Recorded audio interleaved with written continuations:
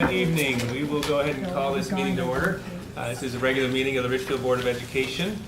In attendance this evening are Todd Nolenberger, Christine Malik, John Ashmead, Deb Etchen, Tim Paulus, our student representative Shay Walters, Superintendent Steve Anowski, and I'm Peter Tensing. We do have some minor tweaks to the agenda that I want to report out to the board, which is just sort of moving some items around. We will be, as far as the item 6.1, which is our audit report resolution, we'll go ahead and move that up to occur directly after the audit report. And similarly, item 5.1, which is the alternative facilities bond refunding bid award, we'll move that up after the report from Mr. Ehlers. I think we're going to go ahead and do that after the resolution, after we complete the resolution for the audit. So did I explain that clearly enough for board members to feel that they can understand and vote on the agenda? You lead, we'll follow. We'll follow your lead. Wow, that's power. I would look for a motion. I would move the agenda with the revisions as described. I'll second. So motion by Nolenberger, second by Malik on the agenda. All in favor, please say aye. Aye. Any opposed? Chair votes aye. The motion carries. So we will go ahead and move on to item 3B, which is the superintendent update.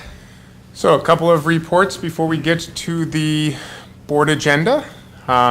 Within the superintendent update, and we've talked about this for the last month and a half, we have two board members for whom this will be their last meeting, and we foreshadowed the opportunity to share our words of admiration and appreciation for both Deb Etchen for her 4 years of service, and for Todd Nolenberger for, I believe, his 12 years of service to the students, staff, families, and community of Richfield. And so we appreciate all that you've given to Richfield Public Schools. We appreciate the time that goes well beyond what many of us understand is the requirement of a board member. You all have put in a lot of blood, sweat, and tears to make sure that things go very well. And so I, for one, as a superintendent, appreciate the things that you have done to help guide our organization for the 16 combined years. And I know that our other team members on the board had shared a desire to express some words themselves. So I'm now going to turn it over to whomever would like to share something regarding Deb or Todd. Well, Mr. Superintendent may be the first one to acknowledge the leadership and contributions that both Deb and Todd have made to the success of this district. Deb, I've always really appreciated your ability to bring a common sense perspective, which has frankly been quite needed at times to kind of keep us on track. And I really have appreciated your service to the board. And you've always been a very strong advocate for what's right for our students, and I really applaud you for keeping that as a clear vision. And Todd, I don't know if I'm going to miss your stories about Caleb, your youngest son, more than I'll miss your astute guidance on really all sorts of matters. But I think your ability to help us be clear-headed with our financial analysis has been a very definite contribution that you've made over these past 12 years, and your ability to analyze issues and sort of tear them down to their basics and kind of clear away the noise. And so I will look to both of you, I'm sure, to continue to provide guidance in the future as valued members of this community. So I want to extend my thanks to both of you. I would like to dovetail on Pete. Todd, you amaze me with your recall. I mean, events. I just make it up, John. So far, nobody's called me on it. But anyway, the fact that we can turn to you, what happened back in 10 years ago, and you can recall it, just blows me away. And we're going to miss that, you really are. Deb, I want to just thank you for being the rookie with me and kind of held hands to get through this first 4 years. And it was good to be able to commiserate with a fellow newbie. Thank you. So I would agree with everything said so far. Deb, I've really enjoyed getting to learn your perspective on things and getting to know you and working with you in my first couple years on the board. And I really hope that you continue to share that and stay on FPAC. And really do value your opinion, and I hope that you continue to share. Thank you. And Todd, the past year, getting to sit next to you has been especially fun for me. You definitely have a historical knowledge that is greatly appreciated, but I in particular enjoy your sense of humor. Thank you. It's often needed during certain moments, so. Yeah, Todd does have the remarkable skill of turning an enrollment report into a moment of levity, so, yeah. Tim? I have nothing to We're counting add. on you to fill that. I have nothing to add. I appreciate you both, and I'll miss you. Thanks. Well, if I might, I seriously considered running again to avoid exactly this. But nonetheless, here we are. And then the other thing is, it's been 12 good years. I've appreciated being part of a high-quality organization.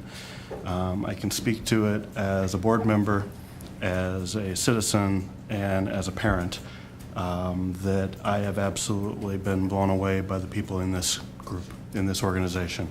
What they've brought to the table, what they've done for my family is something that I can never repay. I have 2 children who've already been turned loose on the world with enough capabilities that have been provided by this school district to make them more than ready to face the challenges at the next level. I've got 2 more that will continue to challenge their teachers, I think, for the next couple of years. Our 4th one is an especially precocious child, but his teachers so far have taken him in stride and have helped move him in the right direction. So for that, I'm extremely grateful. I'm pleased to have been a small part of helping this ship continue to move in the right direction. Being part of a board is a humbling experience in many occasions, because just as soon as you start to think that you're important, you realize you're one of 6. And your voice really all by itself means absolutely nothing. That unless there are 6 people that move together, that it doesn't go anywhere. And so you come to the realization over and over again that you're part of a group, you're part of a quality group who are people of good intention and who are trying to make sure that they make a difference for their community. So thank you all for the time. I was really hoping Delta would call me out of town tonight. I really appreciate all of your kind words. I really appreciate them. Enjoyed the board. I'm honored to have been elected by the citizens of Richfield to be on this board. I've learned so much. I've grown to appreciate education even more than I thought I already did, being married to a teacher. I'm so proud of the work the administration, the teachers, and all the staff do to take care of our kids and educate them and get them ready for the world. I've had such experiences. My adopted school has been STEM. I've enjoyed the little faces and their eagerness, and probably my favorite part of being on the board is graduation. There is just nothing like that night, handing out diplomas to those kids and those faces. That will absolutely be the part I miss the most. On the personal note, I'm happy when I go to athletic events and I see our student population so represented there. I'm glad to have been a part of that and getting those kids in for free and letting them support their classmates. And lastly, I'm grateful to have had the chance to work with this board, the prior board, the current board, and I feel like we did an excellent job hiring our superintendent, and I know he's going to lead us into just better and better things in the future. Thanks. Mr. Chair, if I might, one last Caleb story. Prior to the deadline for the election, in fact, just after graduation, and I handed Hayden his diploma this year, he said to me, "Would you be greatly offended if I asked Tim Paulus to give me my diploma?" So I'm now telling him that he's the reason I didn't run. It's the hat, Todd. It is the hat. Yeah. It makes all the difference. The hat makes the man. Correct. Well, as a superintendent, I feel comfortable assigning Caleb to receive his diploma from whoever I see fit. I think that's appropriate. So we can certainly inform him of that. Correct. So again, it's been an honor to have been selected by you all as the superintendent, and it's been an honor to serve with you. and I will miss your presence on the board. But for those who are watching, both members who are leaving the board have reiterated their dedication to Richfield Public Schools and continuing on committees and volunteer roles and continuing on with a presence. And so for those of you out there who would like to have additional presence, I look to these two board members for your inspiration as people who have not only dedicated themselves to the board, but continue after they're off the board to be dedicated to the citizens and students of Richfield Public Schools. This also comes on the heels of our orientation of our two new board members who are unofficially sitting next to us. However, their name tags are there, and they have spent a marathon day beginning at 8 this morning, stopping in at 7 school sites, having a full orientation with the district. And so Paula Cole and Crystal Brackey will take the oath of office January 4th at our next board meeting. And so we're going to be welcoming Paula Cole and Crystal as we say goodbye to our wonderful members, Todd and Deb. So they have set a high bar for you, and so we look forward to you coming in and having a strong leadership role on the board. Part of our conversation as we begin to transition into business is a conversation about our Bloomington Richfield Early Childhood and Community Education Partnership. And so one of the things that you've noticed in my first year and a half as superintendent is we've done a lot of work to examine all the facets of our organization, all the partnerships that we have, and really trying to examine both fiscally and student services-wise how things are serving our students most effectively. Tonight, Mary Clarkson and her team are going to have an initial conversation around our Bloomington Richfield Early Childhood Partnership, and so I'm going to turn it over to Mary for some information. Thank you, Superintendent Minowski and school board members. We're excited to be here to talk to you about the Richfield Bloomington Early Childhood Partnership and to give you a little bit of background on early childhood. Or not. There we go, we'll try that. So by the end of this presentation, we are hoping that the school board will have a good understanding of our current reality of early childhood programming in Richfield, that you'll be able to understand the benefits and challenges of our partnership with Bloomington in implementing our early childhood programs, and also to expand your knowledge about early childhood programming so that you'll be able to help guide the district in future decision making. Before I go any further, I would be remiss, I'm always working on my social skills, to introduce my two colleagues up here. We have Lisa Ron, who's our community education supervisor, and Carol Hudner, who is Director of Early Learning Services for Bloomington. And we have spent the better part of the last year working very collaboratively with Bloomington. Richfield has started to take on a much more active role in our early childhood programming, and our partners in Bloomington and our my colleagues here in Richfield have really started to look to the future and see where we want to take the program.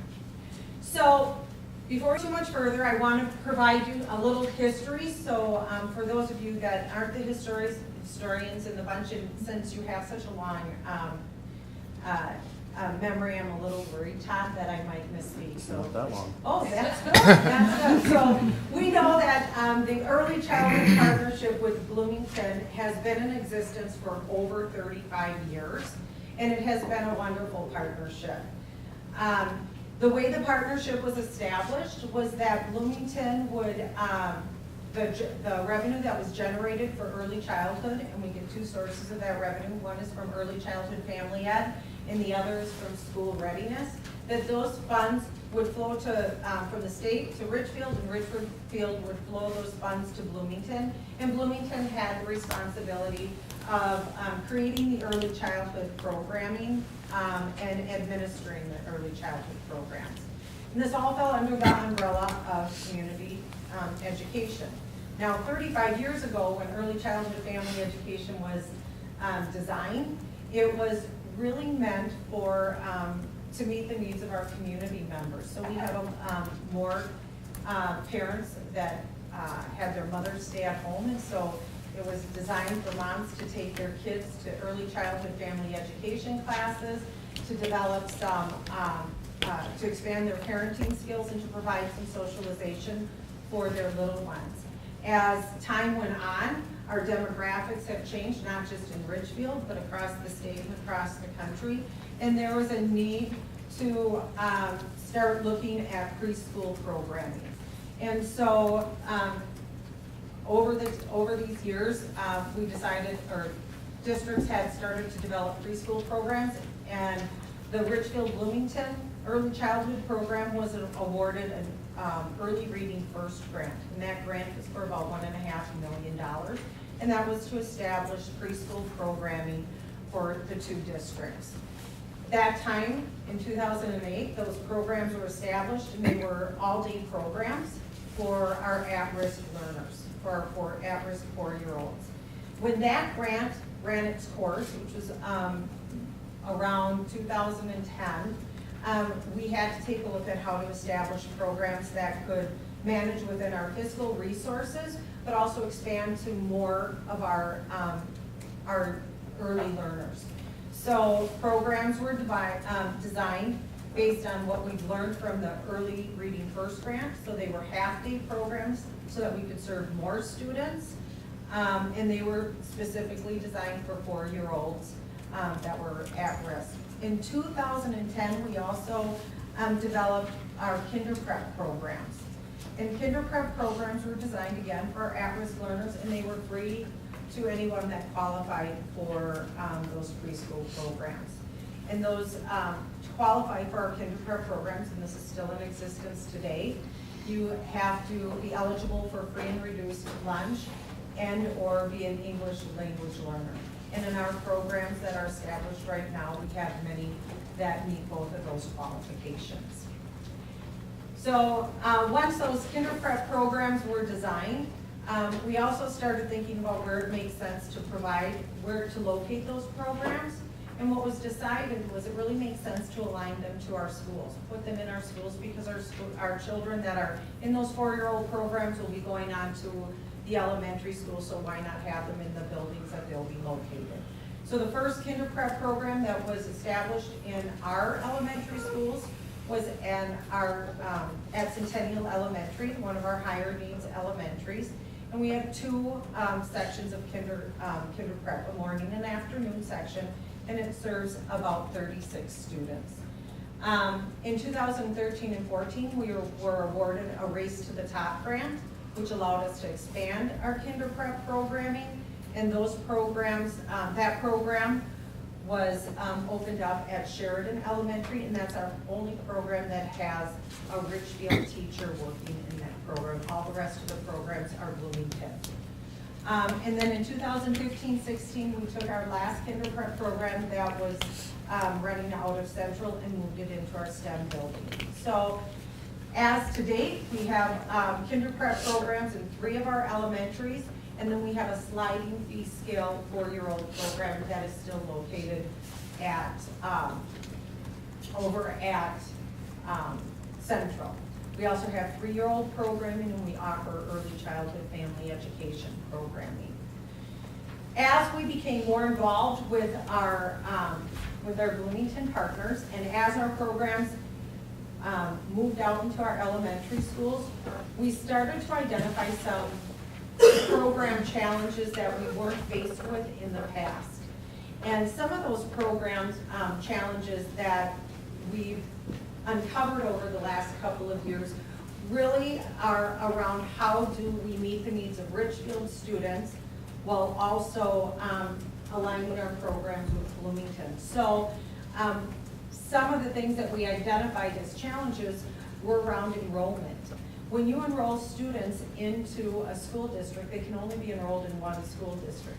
So since all programming funding and oversight was going to Bloomington, all of our children were enrolled in Bloomington. So I want to be clear, we're not losing our children once they get into our early childhood programs to Bloomington.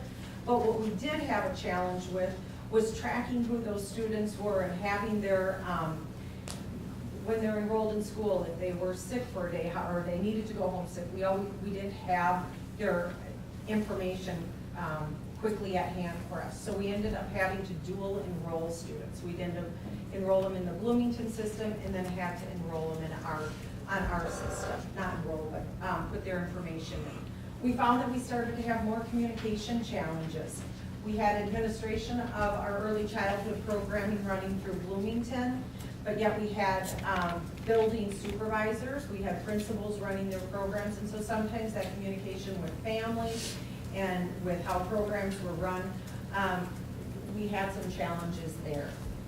We also are faced with, we have excellent staff in our early childhood programs. They also fall under the umbrella of Bloomington staff, so it's hard to have them identify as Richfield, being a part of the Richfield community, when they run under the Richfield contract, when they are, when they do all their staff development through Richfield, or, I'm sorry, Bloomington. So we were struggling with how to make them, how to make sure that those staff really feel a part of Richfield when they are overseen and aligned to the Bloomington Public Schools. The other one, and this might seem kind of silly, but we never had an issue prior to moving them into our elementary schools with school calendars. Our calendars don't align, and our start and end times don't necessarily align. Our professional development days don't align, and believe it or not, last year, we had a snow day, or 2 years ago, we ended up having a snow day, and we hadn't planned for that, and so we didn't have a plan for if Bloomington calls a snow day and their staff don't come in, what happens to the programs that are running in Richfield? Because they're riding our Richfield, kiddos are riding our Richfield buses and coming to our Richfield schools. So that was, and I talked about location of programming, and then the supervision, who oversees that. Also, we have mandated screening, so all of our little ones have to come to school and be screened before they enter kindergarten.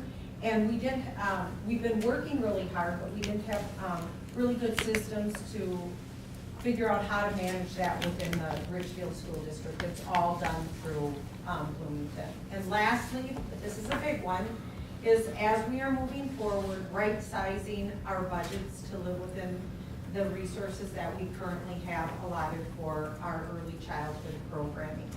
Bloomington's having those discussions. We're continuing to have those discussions, and with the end of Race to the Top funds, we are having some really challenging discussions about how do we develop programs and maximize our resources. So besides this little history and talking about what some of our challenges are, I don't want to lose sight of the importance of early childhood programming. Governor Dayton has made it a priority to ensure that universal early childhood programs are available to all. And at a national level, the White House has asked for research on early childhood and the benefits, long-term investment benefits. There's a report that was provided to the White House in December of 2014, and these are there are three main findings from that report, but I also want to suggest that there's a couple more. There's been tons and tons of research, and one of the things that we have found is that children that enter kindergarten ready for school, there's an 82% chance that that child will master basic skills by age 11, compared to those without early childhood programming, there's only a 45% chance that they will master those basic skills. Later in life, at-risk children who do not receive high-quality early childhood experiences are 25% more likely to drop out of school, 40% more likely to become teen parents, and 60% less likely to attend college. And for those of you that are in investment in high-quality early childhood programs for at-risk children birth to age 5 deliver a 7 to 10% return on investment. And that is reached through better education, health, social and economic outcomes, increased productivity, and reduced need for social spending. Those are some pretty impressive benefits that we get from having robust early childhood programs. For us, And what does that mean for Richfield? We know that early childhood is the first impression families have of our school district if we catch them at those early ages. It connects families to the Richfield Public Schools. It allows us to specifically align Richfield curriculum and programs to our early childhood programs. And we believe it will allow us to capture more early childhood learners and increase enrollment. With this, we would be remiss not to talk about some of the budgetary implications for moving early childhood, in making changes to our early childhood program. You have a worksheet, an approximate budget that we've included in the packet. But one of the things that if we were to consider taking over early childhood programming in Richfield, we know that that would require an early childhood program administrator.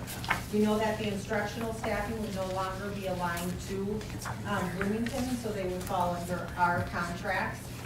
And now we would need administrative support staff. And there's a lot of paperwork that comes with early childhood screening and enrolling students into our early childhood programming.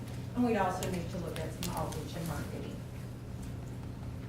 So what we're going to talk about is 4 different early childhood program options. I don't want you to get sticker shock.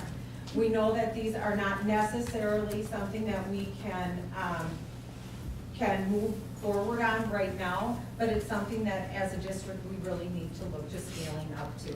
The first option very much aligns with Governor Dayton's recommendation for universal preschool programming. This would be a long-range plan. What we'd like to see is that we would have 4-year-old programming in each of our elementary schools. That would allow us to serve about 144 students.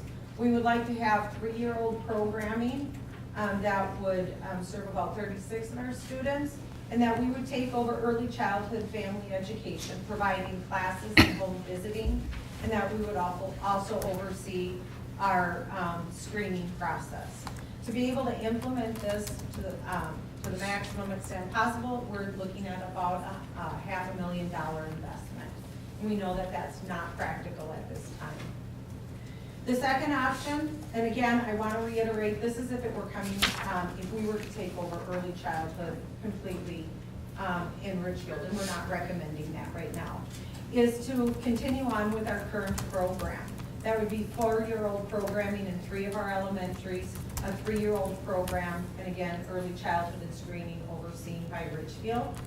That's about a $380,000 investment.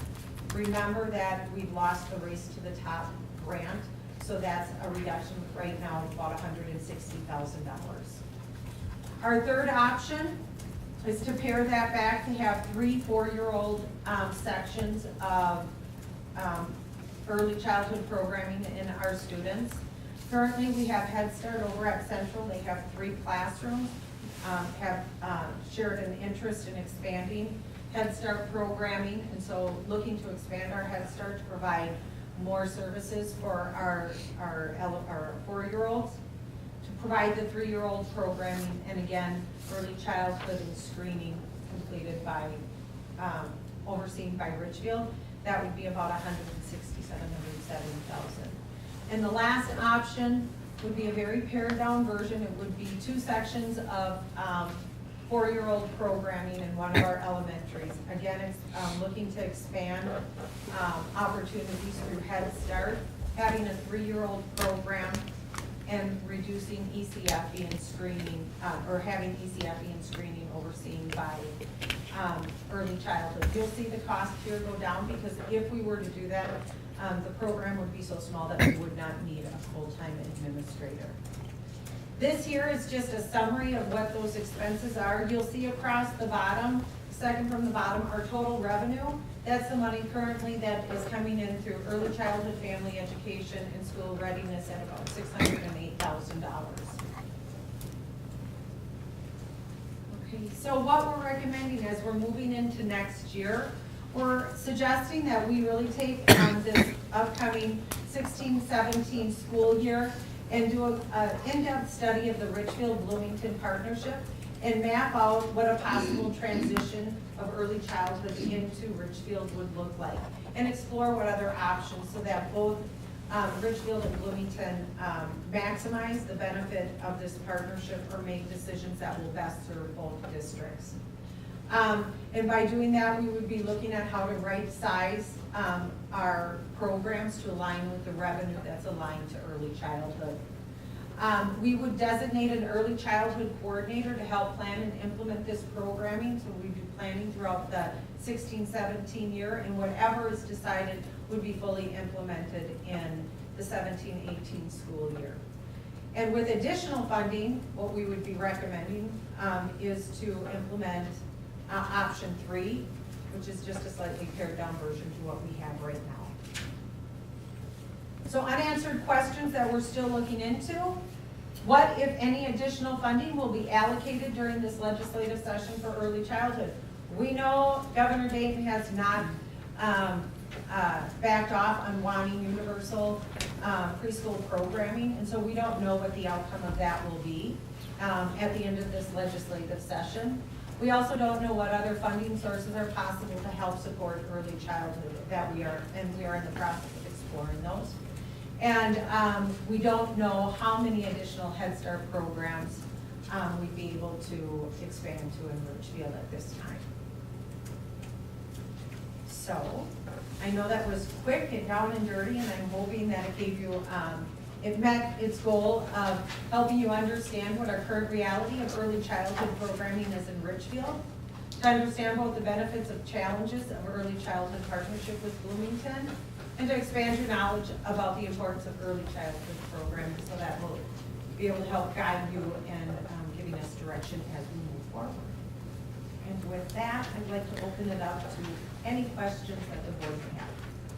So I just want to, so let me restate. So I think that, so that was a lot of information, right? So we learned about the history of the partnership, we learned about the programming, but so if I understand things correctly, a Race to the Top grant of about $140,000 will be expiring, and so that has supported our 4-year-old programming at Sheridan Hills at this point. And so to maintain those additional opportunities would require the district putting in some additional funds in that direction. One of the ways to offset costs is to add a Head Start program for 4-year-olds to one of our buildings, and so we could certainly explore that. And then, as I'm understanding correctly, we're working with Bloomington and our partners to sort of examine that partnership and try to find the efficiencies and most effective ways to work as we continue down the road together to sort of decide what those next steps are. Does that restate things correctly? Beautiful job recapping that 20-minute presentation. Well, there was a lot more information that you gave. I was just trying to work it down to make sure that I understood. And as we think about back to our previous meeting, where we talked about 7-period day, and we began to think about funding obligations, and as we go down the road of things, we're just going to be beginning looking at our fund balance, our audit report, and beginning to do the enrollment and budget projection process. Just begins its procedures at this point of the year, and so that's a process that'll go over the next couple of months. So as we talked about, we'll begin to engage in more of these conversations to make sure we have all the information prior to coming to the table and making those types of decisions.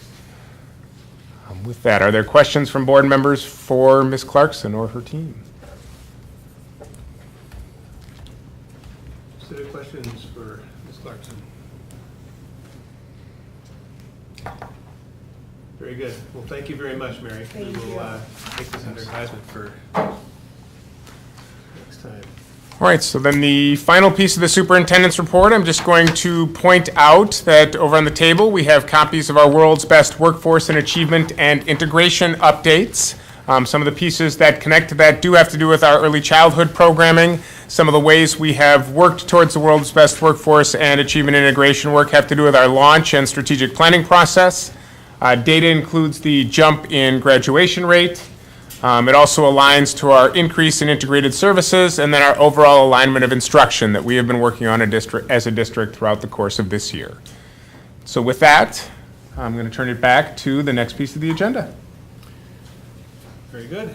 So we can go ahead and move on to the financial audit report, the 14-15 audit report.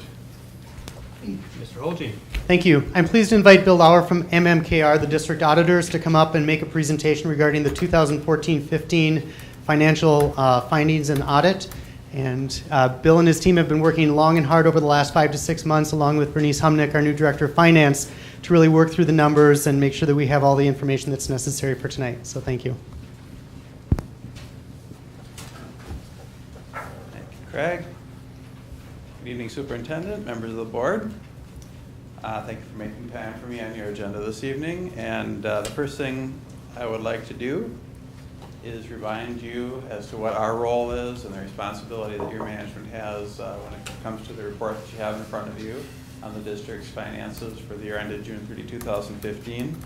Primary responsibility for the numbers and the disclosures in that document rests with management.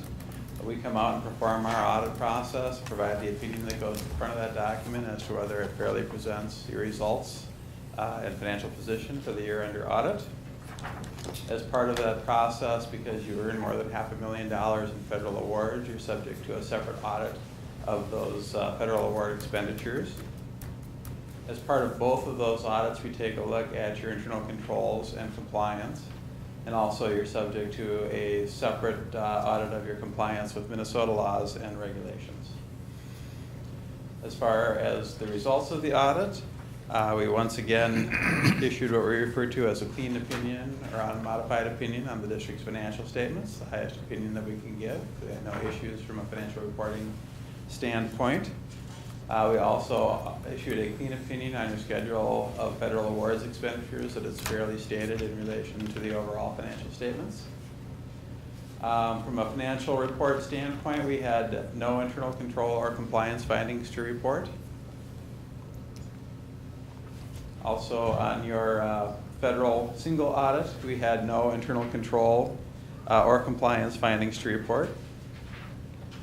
The one finding that we did report for this year had to do with Minnesota legal compliance as part of the requirements for bidding in the state of Minnesota. If you have a contract for goods in excess of $25,000 and below the level at which you're required to do formal bids, you have to get at least 2 quotes, keep those on file, and for one of the 4 that we pulled the test, the district did not have those 2 quotes kept on file.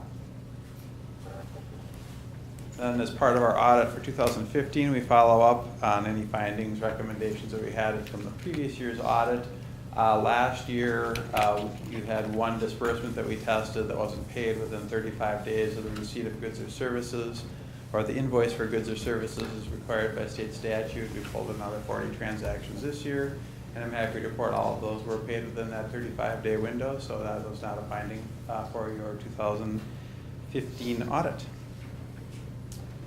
As you look at your financial statements, you're going to see a fairly major change in the numbers, primarily on your entity-wide financial statements, the first two financial statements in the document.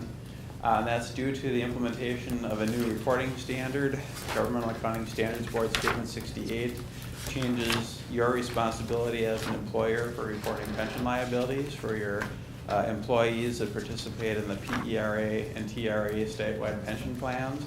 I should point out here that these plans are not overseen by the district. You do not set the benefit levels. You don't set the contribution levels. Those are set by legislature.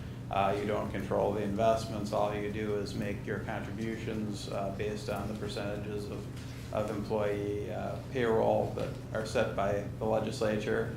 But under this statement, as the employer, any unfunded pension liability now becomes apportioned out to all of the entities that participate in this plan.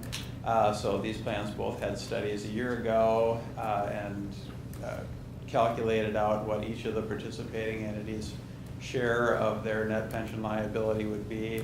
And for your district, this ended up in an adjustment to your beginning net position on your entity-wide financial statements of $36 million for your calculated share of the unfunded liability in those 2 plans.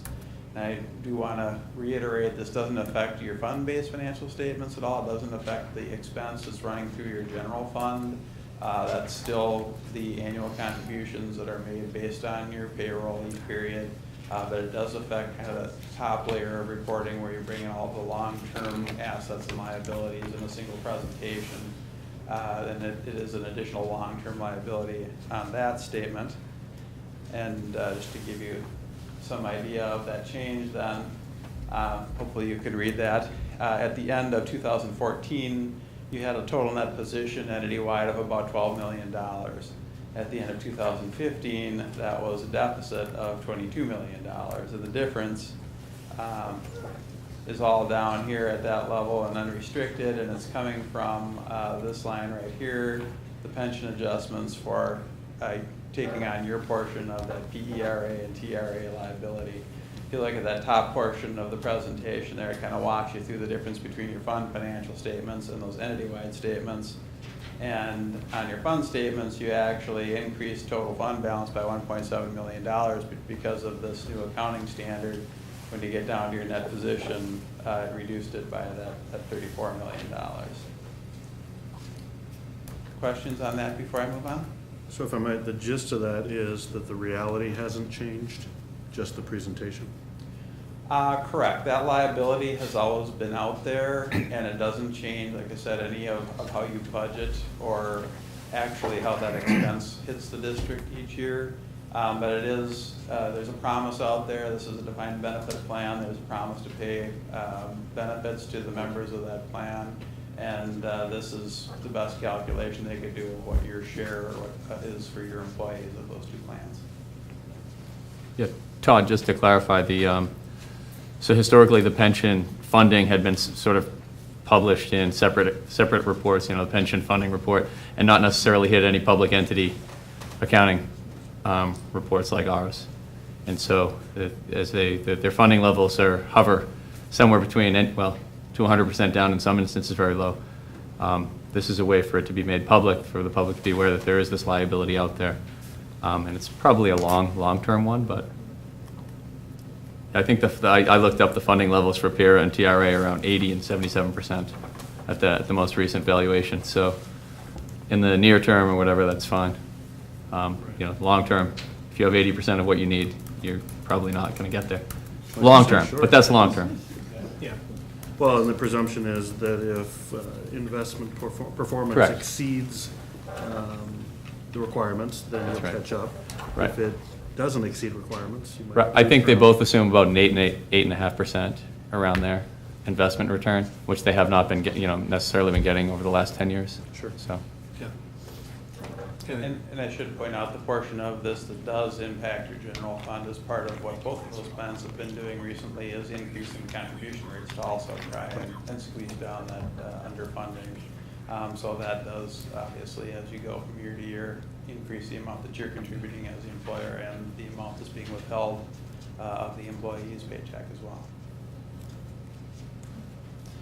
The other major change this year for 2015 was your general education funding, and this is a table that we put in our management report every year to kind of track the change in that funding from year to year.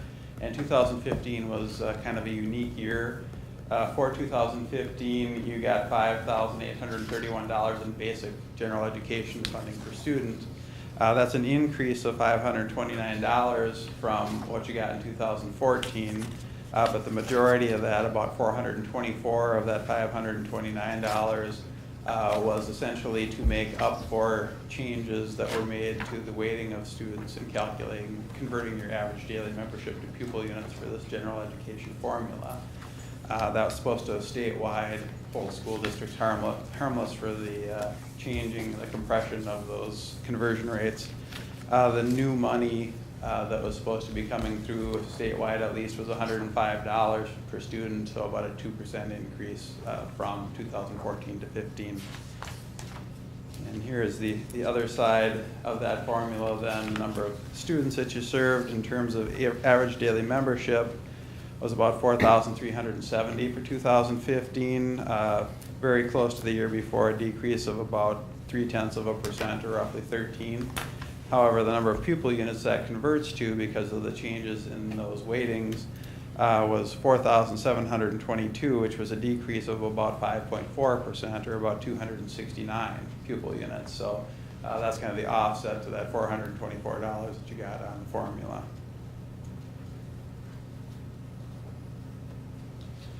So looking at your general fund, your primary operating fund, At the end of 2015, you had a total fund balance in this fund of about $4.34 million, which was about a $1.7 million increase in fund balance. And that was about $600,000 better than was projected in your final budget. In terms of cash at the end of the year, you had about $2.2 million in cash, which was an increase of about $1.2 million from the year before. This table gives you some of the numbers behind that total fund balance. As I mentioned, that total was about $4.3 million. You report that in several categories. The top one there, non-spendable fund balances of $147,000.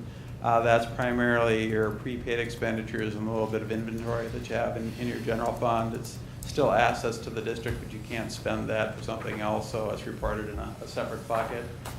Restricted fund balances were about $360,000 at the end of the year.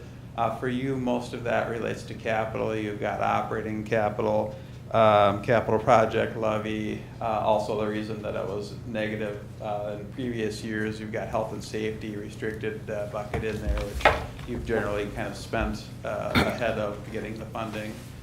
Then the unrestricted portion of your fund balance consists of the last two pieces, which are the assigned, which are fund balances that you've internally earmarked for specific purposes, and unassigned. In total, you had about $3.8 million in unrestricted fund balance at the end of 2015.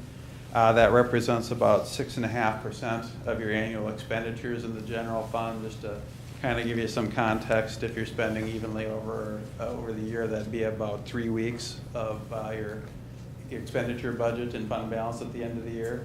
And you have done well. You see that trend has been increasing nicely over the last 3 years as you've built that fund balance up from 1.8 to 4.2 and up to 6.6% at the end of 2015.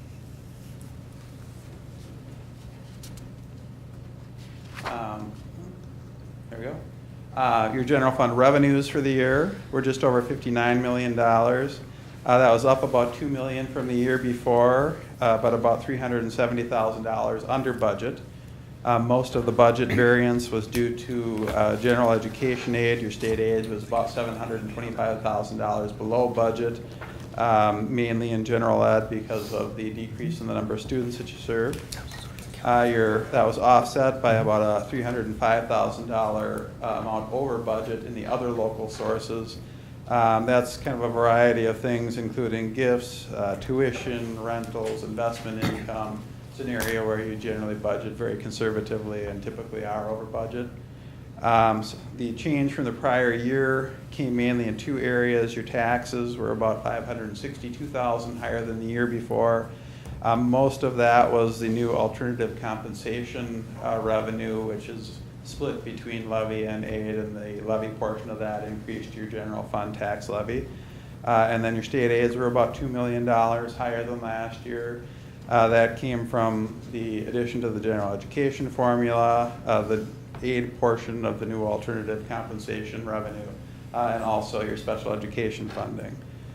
Federal revenue, on the other hand, went down by about $400,000, and that really had more to do with 2014 than 2015. Last year you had fairly sizable carryover that you needed to spend down on the federal side, so you didn't lose that funding. So your federal revenue in 2014 was higher than usual for you, and this is a more typical level in 2015 again. On the expenditure side, you spent just under $58 million in total in the general fund, and that was about $509,000 under budget. And in addition to that, part of that, you do capital leasing each year to add typically transportation equipment and technology equipment. You don't budget for the equal and offsetting other financing source and expenditure for those lease. So if you take that lease and capital expenditure out of there, in your other expenditures, you're about $975,000 under budget. And that's really where your overall variance came from.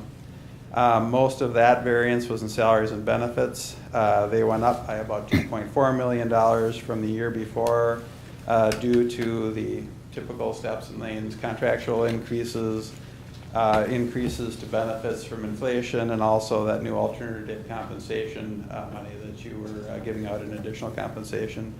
However, salaries and benefits were still about $800,000 under budget. Most of that was in health insurance, post-employment benefits, coming in better than you had allowed for in the budget. The other major variance was in supplies, or about $294,000 under budget, and that's mostly due to unspent site carryovers, which remain then in an assigned fund balance and are available for spending next year at the various sites. And taking a look at some of your other operating funds, your food service fund ended the year with a fund balance of about $133,000. That was down about $7,000 from the year before, and you'd budgeted for a $66,000 increase, so that's about $73,000 below the level that you had budgeted for. Revenues and expenditures in this fund were both about $2.4 million. Both were over budget due to increased participation. Your revenues were about $63,000 over budget, and that was mainly through state and federal reimbursements. And your expenditures were about $136,000 over budget, and that was primarily in supplies, which is essentially food costs. In your community service fund, you ended the year with a fund balance of just under $190,000. That was up $37,000 from the year before, and about $31,000 better than your final budget had anticipated. Revenues and expenditures in this fund were about $130,000. Again, both were over budget. In this fund, revenues were over by about $120,000, and expenditures were over by about $90,000. And most of that was due to the federal Race to the Top grant that you just got done talking about, which that revenue and the related expenditures were not anticipated in the budget that you adopted. So most of the overages came from that program. And that was everything I had intended to cover. Are there questions? Anything you wanted me to get into in more detail? Switch the camera. So questions for Mr. Lauer?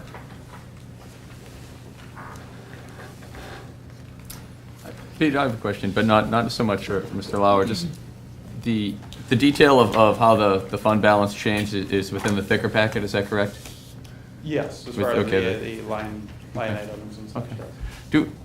This is a question then for Steve or Craig. So the prior fund balance was listed as 4.2%. What was our target for this year? I don't recall offhand. The board policy deals specifically with the unassigned fund balance, which is at $2.4 million, and so that was targeted to be about 4%. Okay. So that doesn't run to that 5 to 6%. That's running closer to 4.2%, I believe. Okay. Thank you. But still increased significantly. Correct. Okay. And board policy is to maintain a fund balance between 4 and 8%, and I think we had confirmed that as a general policy target. Other questions for Mr. Lauer regarding the financial audit? If there are none, we can entertain a resolution. So moved. Second? So a motion by Nullenberger and second by Ashby that we accept the financial audit report. Mr. Nullenberger? Aye. Ms. Malik? Mr. Ashmead? Aye. Ms. Etchen? Aye. Mr. Paulus? Aye. Chair votes aye. The report is accepted. Thank you very much for your you. work. Thank you. So we will move on now to, we will sort of skip in our agenda to item 5.1, which is the Alternative Facilities Bond Refunding Bid Award. Correct. And tonight we have Gary Olson from Ellers here to share the results of the bond refunding that the board had approved earlier this year. I think it was last board meeting, Yes, we did. the first meeting in December. And he has some positive results to share with us this evening. So I'd welcome Gary up here.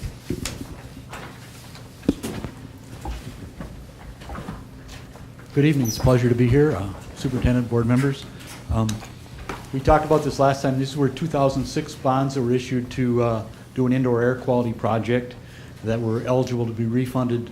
The call date on those is February 1st, so looking at that as an option. We took bids this morning. We received 9 bids, which is very, very good. When we had projected last month when I was out here, we talked about saving about $679,000 and a projected interest rate of about 1.98%.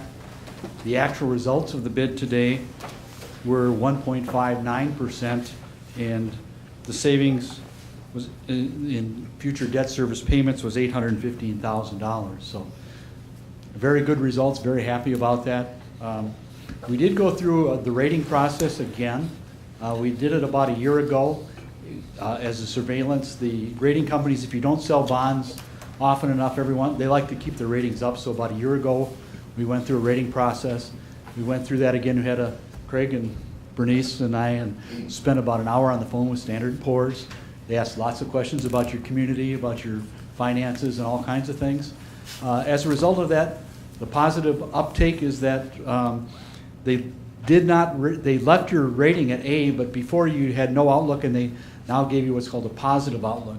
What that means is you're moving in the right direction, and if you continue to move in that direction over the next couple of years, there'd be a good possibility for an upgrade. So that's a good takeaway from that rating process that we went through.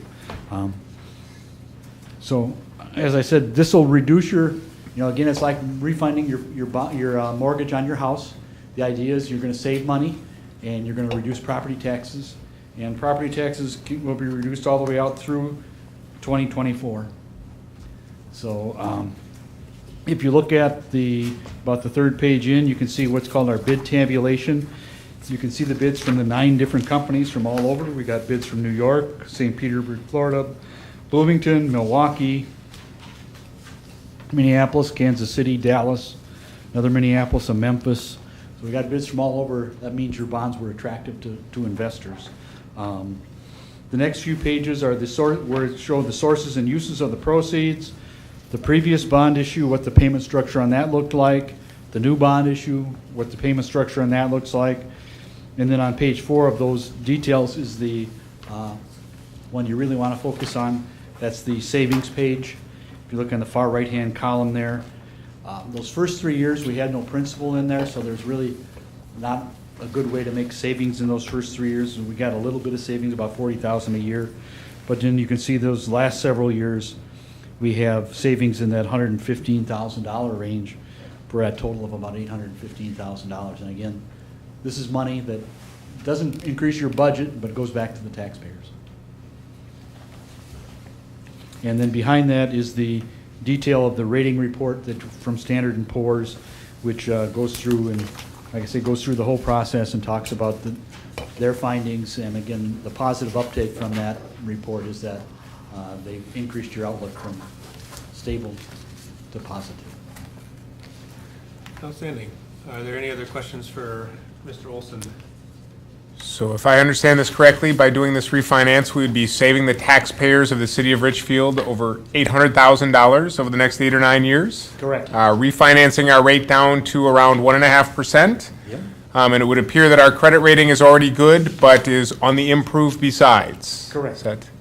So from that point of view, it's just probably all good, positive information. And that positive future outlook had nothing to do with board composition. I'm just making it clear. We didn't talk about that. So I guess you do have a resolution in Yes. your packets that does call for a roll call vote, and that's what would be necessary to accept the winning bid. So we can ask for if a member is prepared, we can ask for a resolution on the bond refunding. So moved. Second. So a motion by Nollenberger, second by Ashmead. Is there any discussion on this item? I will, just to beat a dead horse, just to repeat that we're not taking on new debt, but we're refinancing existing debt and saving nearly $1 million for the taxpayers in the process.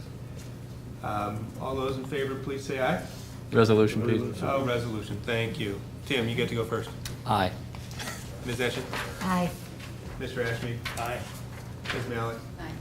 Commissioner Olberger? Aye. Chair votes aye, the resolution carries. Thank you very much. There's a fairly thick packet of stuff to sign after the board meeting. It's mostly the chair, the clerk, and the treasurer that have to sign those. Kind of like, when you do a mortgage, you get to sign a lot of papers. Well, when you do bonds, you get to do the same kind of thing. Yeah. So thank you very much. Thank you. There is one smaller packet that Gary's going to need yet tonight out of that folder. Going to go up and get that while I transition into the next position. Okay. So Craig, if you're prepared to pick up with the enrollment projections report. That I am. Mr. Olson? Mr. Olson. There is some stuff that doesn't relate to that in that film. I'll get the rest of it. I'll just pull mine out and give the rest of it. Yeah, don't walk away with everything that's in there. No, I will not do that. Very good, thank you. Well, I'm pleased to come here tonight to share information about where we are in enrollment and class size.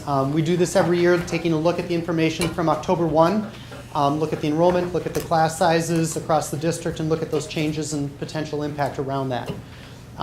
As we look at this is something we had a chance to take a look at. We saw, and this is showing up kind of dark, but we saw there was a 94 student reduction from last year and about a 91 student reduction from what was projected in the current year. You had a chance to take a look at that earlier. This year, when we drill down, there are 4,302 students district-wide. Just over 2,200 of those are at the elementary level, 835 at the middle, 1,134 at the high school. We have 96 students in the pre-kindergarten program and 14 students in the Transitions Plus 18 to 21-year-old program. As I said, this is 91 students less than projection and 94 students less than 2014-15. As we take a look at that change by building and by program, you can see that it's down for the most part across the board and relatively consistent with where students are at. We are up students at the Richfield STEM School. We're up 17 students actual from last year. Just a slight reduction at Sheridan Hills for the current year. And then we're down only 9 students at Richfield High School and 6 students at Richfield Career Education Program. So there we saw that reduction year to year at a smaller level. When we look at that multi-year analysis, we can see that we still are at a relatively close place to where we were in 2011 after that large increase over the last 3 years, and still 200 to 300 students over where we were between 2005 and 2010. When we look at class sizes and transition into that area, we're looking at the elementary class size. The average elementary classroom has 23.4 students in it.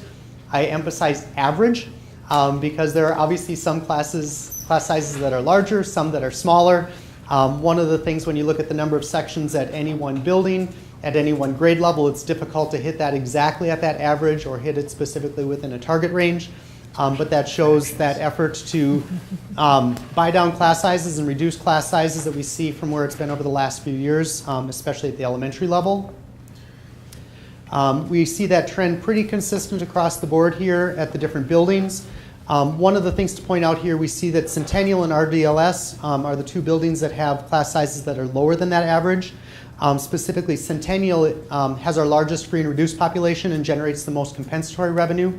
And so we targeted more funds specifically in that area because of the needs with those that generally come with students who are dealing with at-risk services or need some additional support. And Richfield Dual Language School is a priority school, and we have some additional services that are put into that program as well. But again, all 4 of those buildings are down from where they were last year. Again, this just kind of emphasizes that piece as the grade levels at the different buildings and that consistent change there. When we look at elementary, we do see an increase in elementary from last year. That has to do primarily with some program changes that have occurred over the last couple of years in those buildings. Last year there was an added section that was added to each one of the classes on the teams. This year there were some additional support services that were put in and additional instruction in English and math to balance that out, and so that just is supported that way. But you can see it's pretty consistent where it's been over the last 8 years. And then also at the high school, you can see a reduction at the high school from where it's been over the last 4 years to 26.86 students in the average class at the high school. Again, I emphasize the word average, as you'll see that there are some classes that run significantly smaller than that and some classes that run larger than that. So this is where we're taking a look at the middle school level. we see that there are a number of sections. So these are the number of students in a section that run across the bottom, and the number of sections at each one of those class sizes. So you can see that there's a small amount of classes that are running 19 below, and then between 20 and 30, 32 really is where the bulk of our classes are running at the middle school level, and then we have very few that are running at that above 30 class size. Again, this is just another way of looking at it, is the bottom blue is the less than 20 students in a class. The less than 25 is that next bar that runs across. The less than 30, or running between 25 and 30, is the next bar, and then the 30 and above are the top bars. So this looks at that transition from 12, 13, 14, 15. You can see that even though we have more students that are in that top section, we are still pretty consistent with the number of sections that are 30 and below, with more over the last 2 years at that smaller, less than 20 class size. That's looking specifically at some of our support services programs within math and within language arts, where we see more of those smaller class sizes. When we look at the high school, again, we kind of are looking at the number of students that are in a section and the number of sections at each one of those areas, and you can see that has a pretty big peak at 30, running between that 25 and 30 are the number of sections that are the bulk of where it's at, with a smaller number below 20 and a small number above 32. And again, this is taking a look at that same area around the class size trend from year to year, where we see a reduction in the number of classes that are at that 30 and above at the high school level, and more that are running at 30 and below, with a few smaller, fewer sections of the smaller less than 20, but the 30 and below is really where the bulk of our students are at. When we move away from looking at class size to looking at our student enrollment and the demographics of that group, first of all, we're taking a look at our student diversity, looking at our students of color versus our white students. And you can see that there's been a gradual trend since 2009 that has seen this increase up to 71.48%. So just over 1% increase this year in our students of color. Our English language learners, we actually have seen a reduction since 2009, but at a relatively even scale there, running right now it's at 67.39%, at 67, 68, 69, dropped to 68, 68, 69. So you can see it's relatively in a pretty consistent pattern there. And then when we look at free and reduced enrollment, again, you can see a pretty consistent pattern of between 60 and 66%, down slightly from last year and where it was a couple years ago, but pretty consistent with where it was 2 years ago, just up about 0.45%. And those are the students that are qualifying for free and reduced lunch.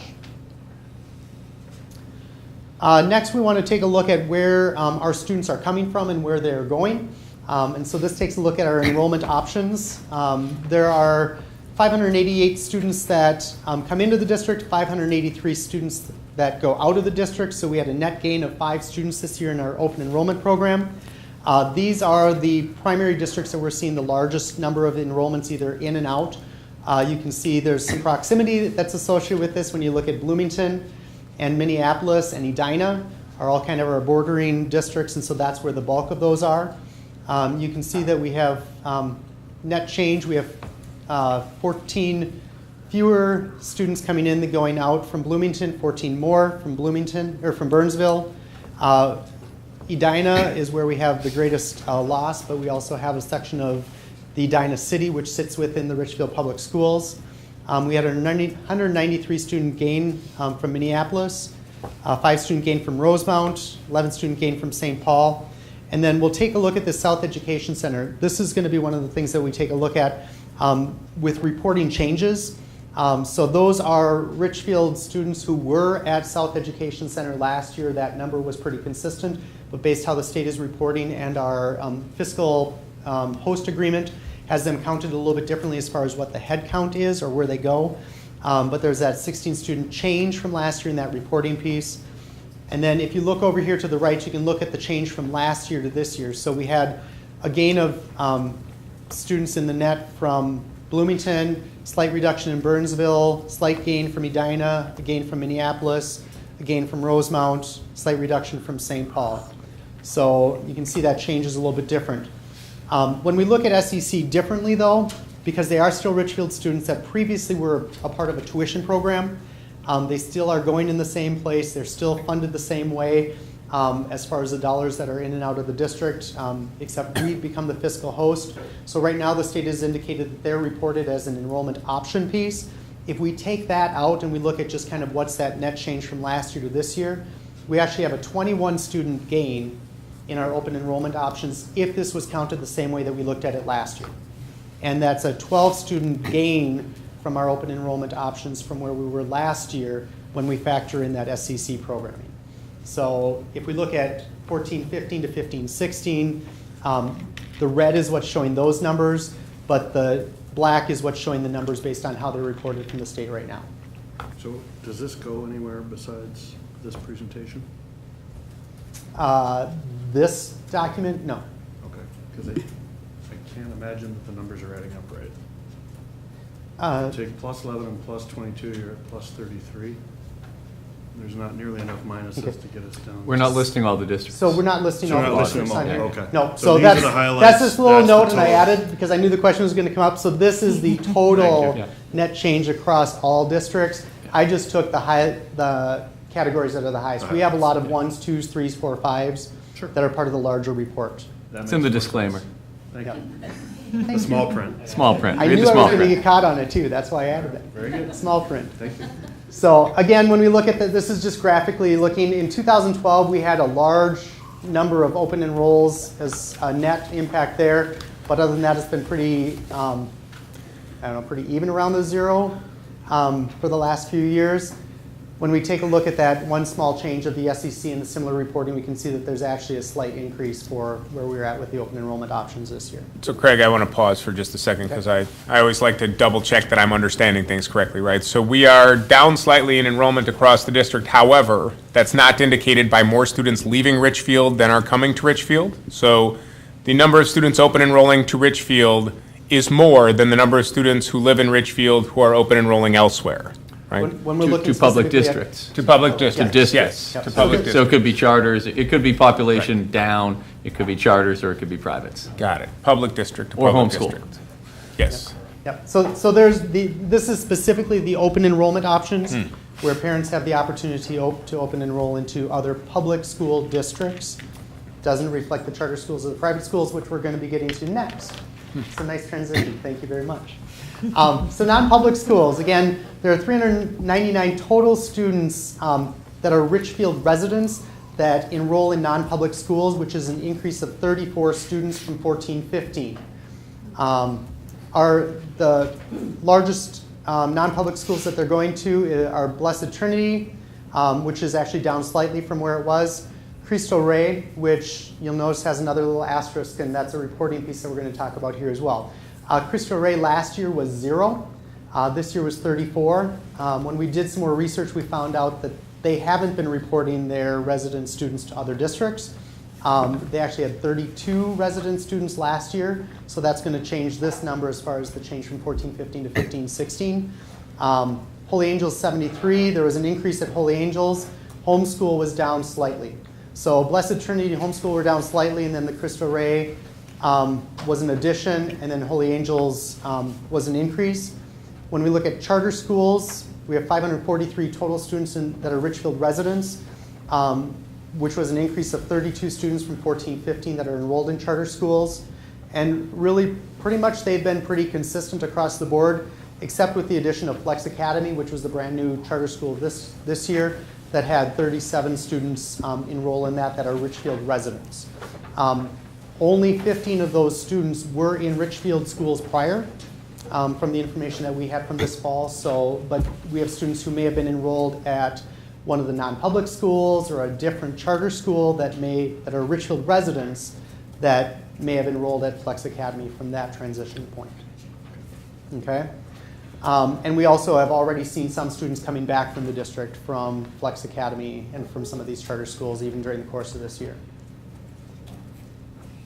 So again, I mentioned the Cristo Rey piece. So that change really has very little change from last year, with an increase of 2 students that are in the non-public schools, and then that charter school numbers still remain consistent when we looked at that. One of the things that we've been taking a look at is that I'm calling it Retain Richfield. With the board's commitment and the Richfield School's commitment to serving our Richfield community the best we can and providing a product that our Richfield community wants to buy into. We've been tracking what our capture rate is, or our Retain Richfield rate is. And you can see that it's gone from 72 up to about 74, 75, and then it's dropped down the last couple of years. And when we do the purely straight reporting, we can see that that dropped down to 70.89% this year. But again, when we look at the 14-15 to 15-16 transition, it really is just a slight reduction of about 0.7% is what that change is. So really pretty straight and pretty flat when we look at the new opportunities that have come up in Richfield that have created some competition that we've been working hard now to respond to, as far as making sure that our communication is out there and our marketing efforts are out there along with everybody else's. So with that, that really summarizes what I found as the highlights and the information.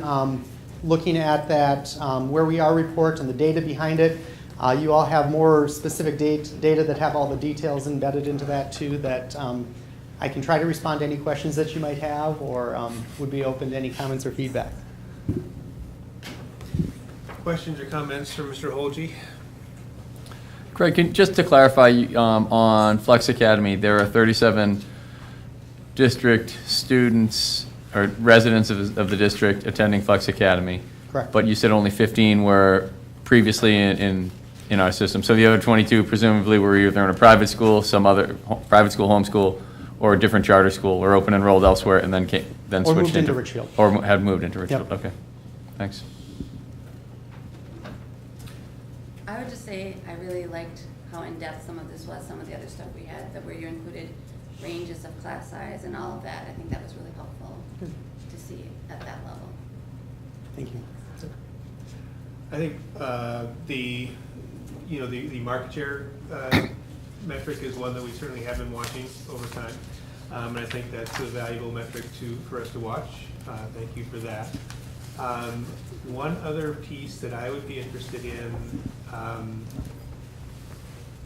is looking at sort of the retention of students by matriculating class.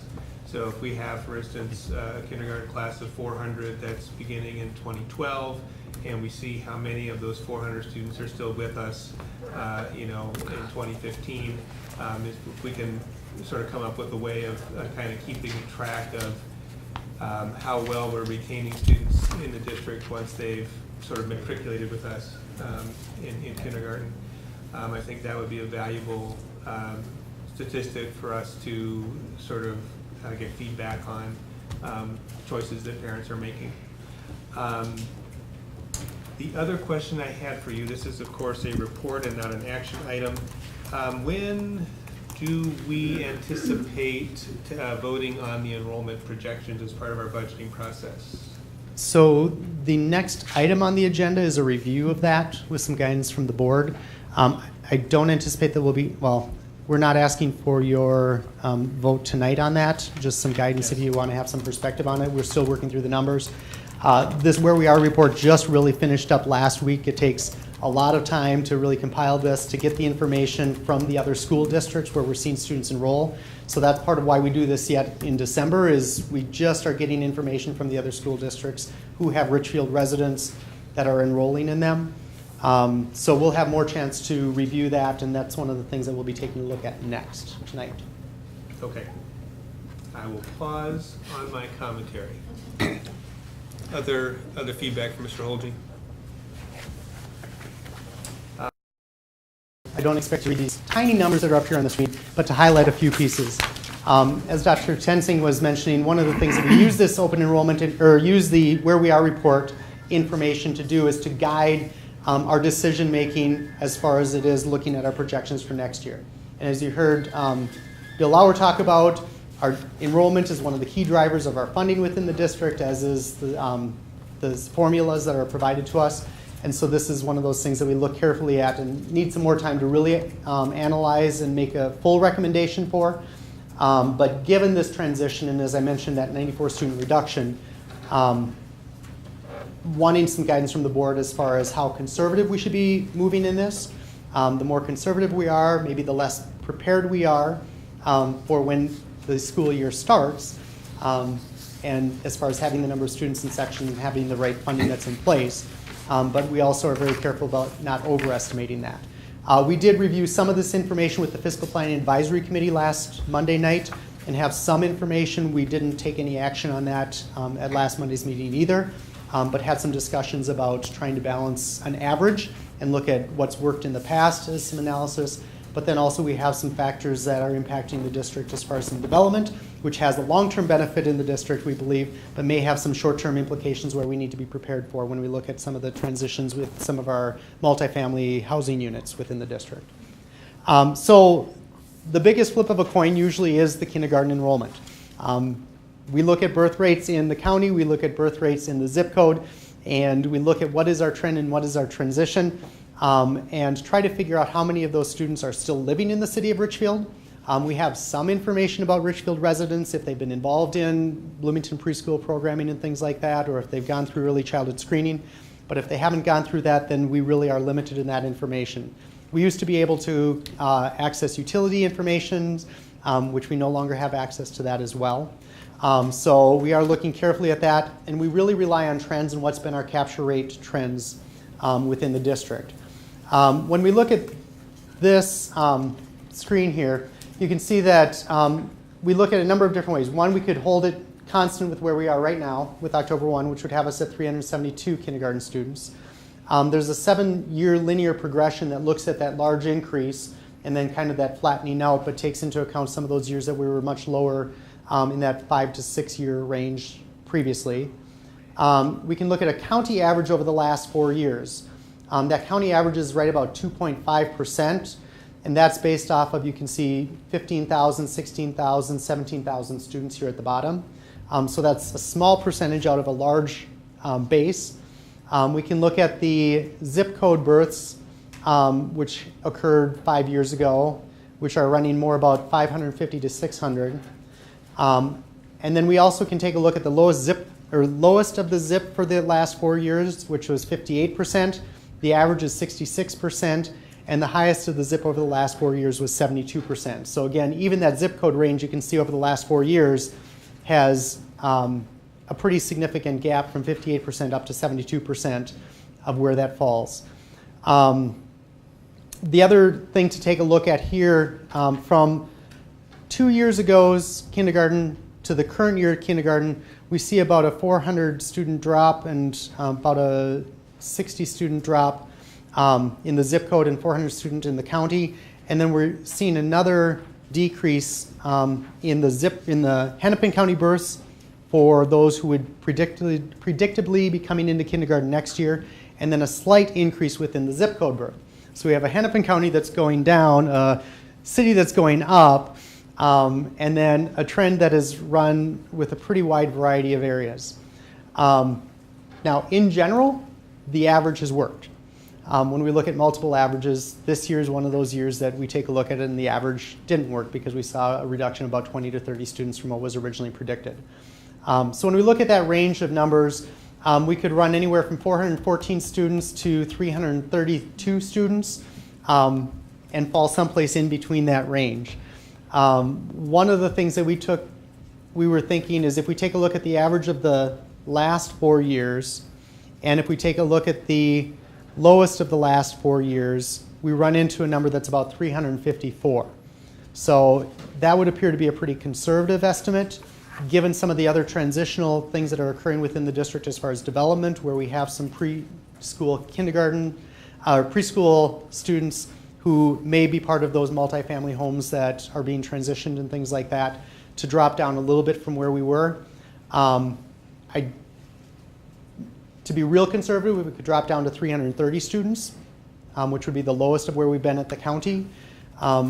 That just leaves us a little bit up with not being able to fully prepare for those kindergarten students until we get to August or September if we see that enrollment really pop up. One of the things that we do have an opportunity to look at through the spring is we are starting registration in January.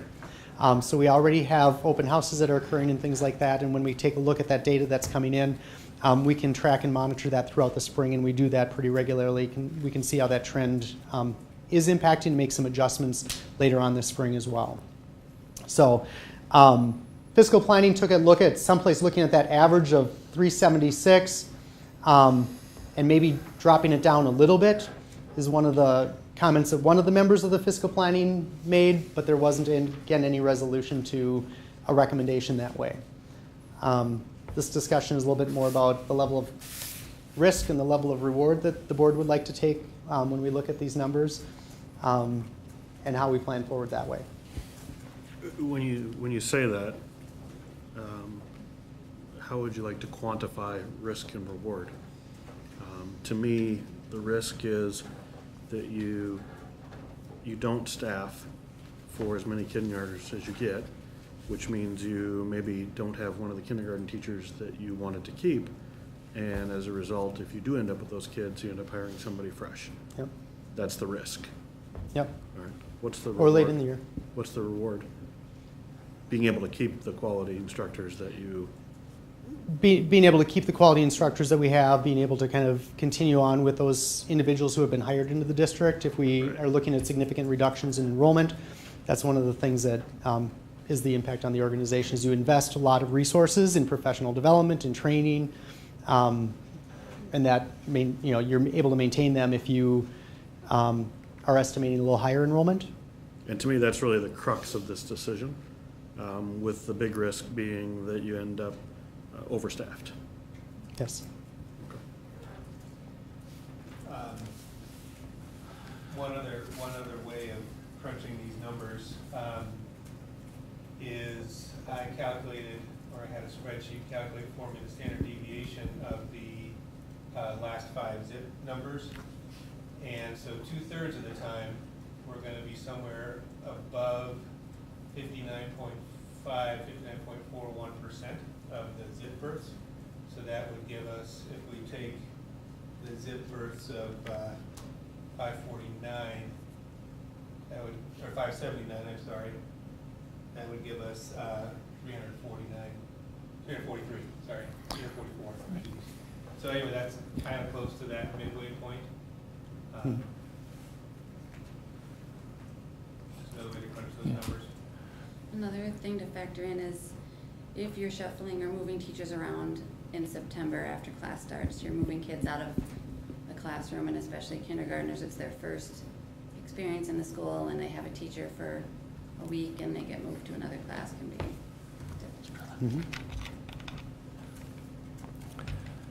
Craig, are you saying our methodology has changed? Though, like this 354 that you have in the yellow cell here? So I mean, so historically, would we have picked, say, the average of the lowest last 4 and the average last 4? That seems to be what it is. The program that we use runs a variety of different options. Sure. So I think without having done this work specifically myself over the last few years, I think we've made some adjustments to which of those methods we have used each one of those years, given extenuating circumstances. Yeah. So when we saw 2 years of increased enrollment, even though the first couple of years on that would show that we wouldn't have that much enrollment, we increased our assumptions more than what the straight regressions would show, or the straight analysis would show this way. Okay, so previously it had been kind of formulaic. We'd just say that the formula says it should be this. And we lived with some adjustments. With some adjustments, okay. Individualized based on discussions like we're having tonight. I don't have the history in front of us, so how was that as a predictor? Was it consistently an overestimate or consistently an underestimate? I didn't have that information from the kindergarten groups yet. Okay. One of the things we took a look at, and when we get to kind of the attrition rate within the rest of the organization, there are different ways to analyze which of the methods predicted it best. What's interesting, when we looked at the last 2 years of where the predictions were, they were on 4 different analysis techniques. Sure, but I guess, I mean, for us though, I guess there's close, and then there's over and under. I mean, if we used a consistent methodology, were we consistently over or were we consistently under, is what I'm asking. Right. So, but I understand that we're tweaking. We haven't We have not been consistent, okay, Yeah. that's fine. I mean, we tend to err on the side of conservatism. I think that would be the general, From which perspective? I would say err on under projecting. Okay. Under projects, yep. And have we had success with that? I guess it depends. That's, right, so if we think we're consistently underestimating, and yet the actual number falls under us, we're not doing a good job of underestimating, right? I mean, I think that what we can say is that this past year, we found ourselves needing to, well, I don't know what we can do to eliminate any staff, but we basically didn't use our reserve positions. Right. Because our projections were over. Mhm. So I guess you would say that our conservative stance paid off in this past Right. year when we actually were under projections. So, Mr. Paulus, I'll go back and take a look at Okay, that. yeah. How close have we fallen each one of those years? That's Yeah. one of the reasons we're not asking for action tonight, is we Right. haven't had a chance to fully analyze that piece. But we can take a look and see how close we were to projections. There are years that we were under projecting, and there were years that we were over projecting. So this year is a year that we over projected. Other years we've been up 50 students from what was projected as well. And so it's difficult to have an absolute consistent pattern. Right. We're not going to be right every year.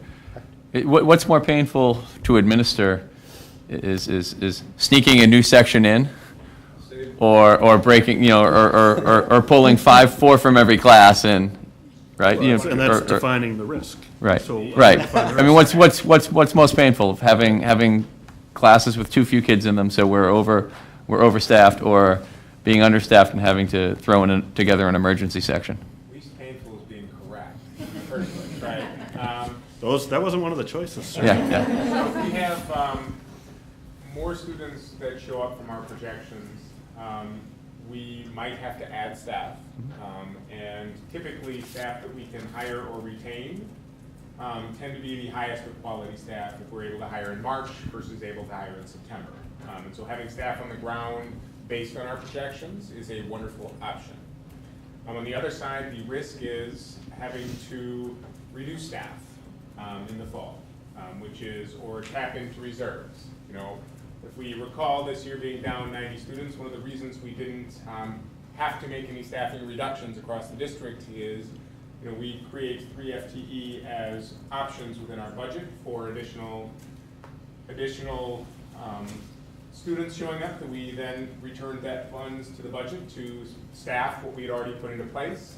And also, as the work of the directors working across the district, bringing in almost $750,000 of funds that had not been worked into our budget, that money brought into the district by our director team actually was able to fund the positions and maintain the staff within the buildings. And so we were able to fill a hole of, honestly, nearly $750,000 based on those types of things. That's not something we can sustain long-term. So.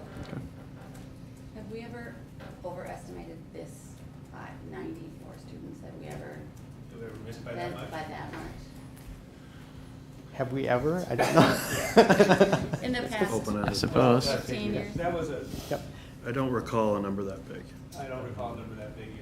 I mean, for us to be off by 1% is not unusual in terms of our projection one way or the other. But I think that 94 was closer to 2%. A little over, yeah. And when we begin to understand new charter school opening, an extra campus of a charter school opening, a renumbering how Cristo Rey students are put in, and a reduction in births that we didn't make an alteration of our projection methodology for, those begin to add up in that regard. So what you're going to find when Mr. Holge goes on with his presentation is we're going to be very sensitive to market factors like concierge apartments, which can have a significantly detrimental impact on our organization. And we are paying a lot more attention to those pieces than we may have in the past. The other comment, when Bill was here, he was talking a little bit about that fund balance piece. Obviously, if you have a fund balance that is able to sustain those transitions, that's one of the ideal situations, is if you build up that fund balance so you have that as your backup plan, then you can take a little bit more risks. If you don't have a fund balance and you're dropping below that 4% or even at that 4 to 6%, it can put some strain on the organization.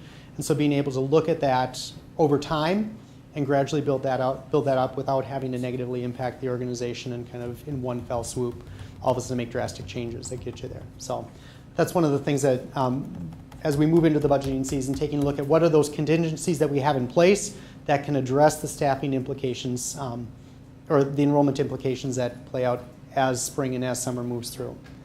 When we move on to the next piece, this is just two different ways of looking at the rest of the school setting.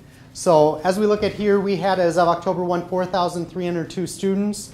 When we run just pure numbers as far as that regression plan, looking at multiple areas and kind of a merged approach of all of the balanced areas, it would predict that we would have in that pre-K through 12 area 4,237 students. So we see another reduction of about 70 students, 75 students that are a part of that.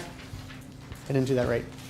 65 students that are a part of that reduction, and that's just running those changes with the kindergarten reductions, but then also the rest of the grade levels.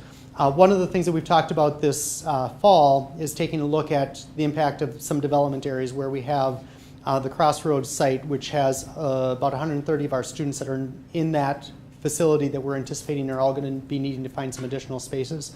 And so if we take a look at that impact, that brings down that projection pre-K through 12 to 4,118. So that's where you see a pretty significant reduction if all of those students end up leaving the Richfield community. Most likely it's going to be someplace in between those.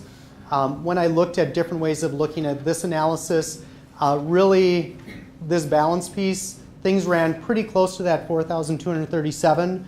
One analysis ran closer to 4,258.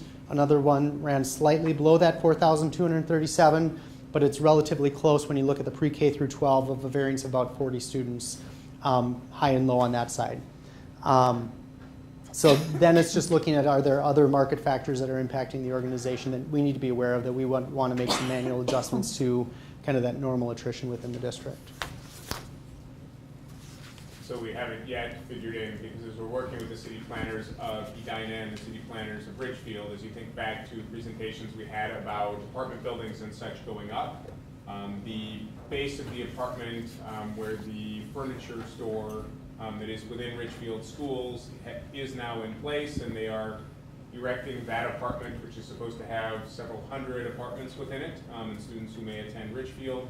They plan to begin construction on the apartment buildings across from Home Depot and Target with an unknown completion date at this time. And then there are plans for every single corner of the 66th and York complex, which is also in Richfield Public Schools, to begin over the next several years some opportunities for apartments, which all then longer term would be able to be built into the market plan. But we're not able to know at these times what to anticipate from there.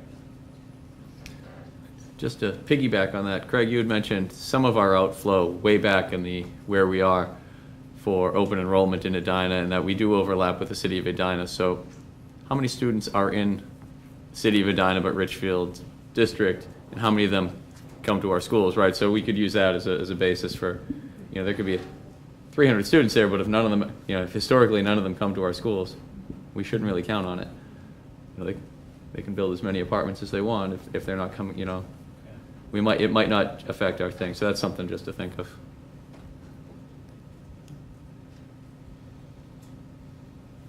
Any other comments or discussion?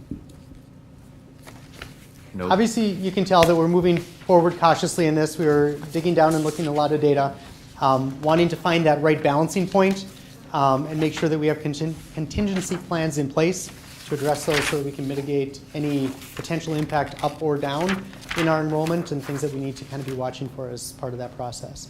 I anticipate we'll be coming back for more information and for some action around this when we look at one of the January meetings, probably the second meeting in January. Have more information to analyze and take a look at.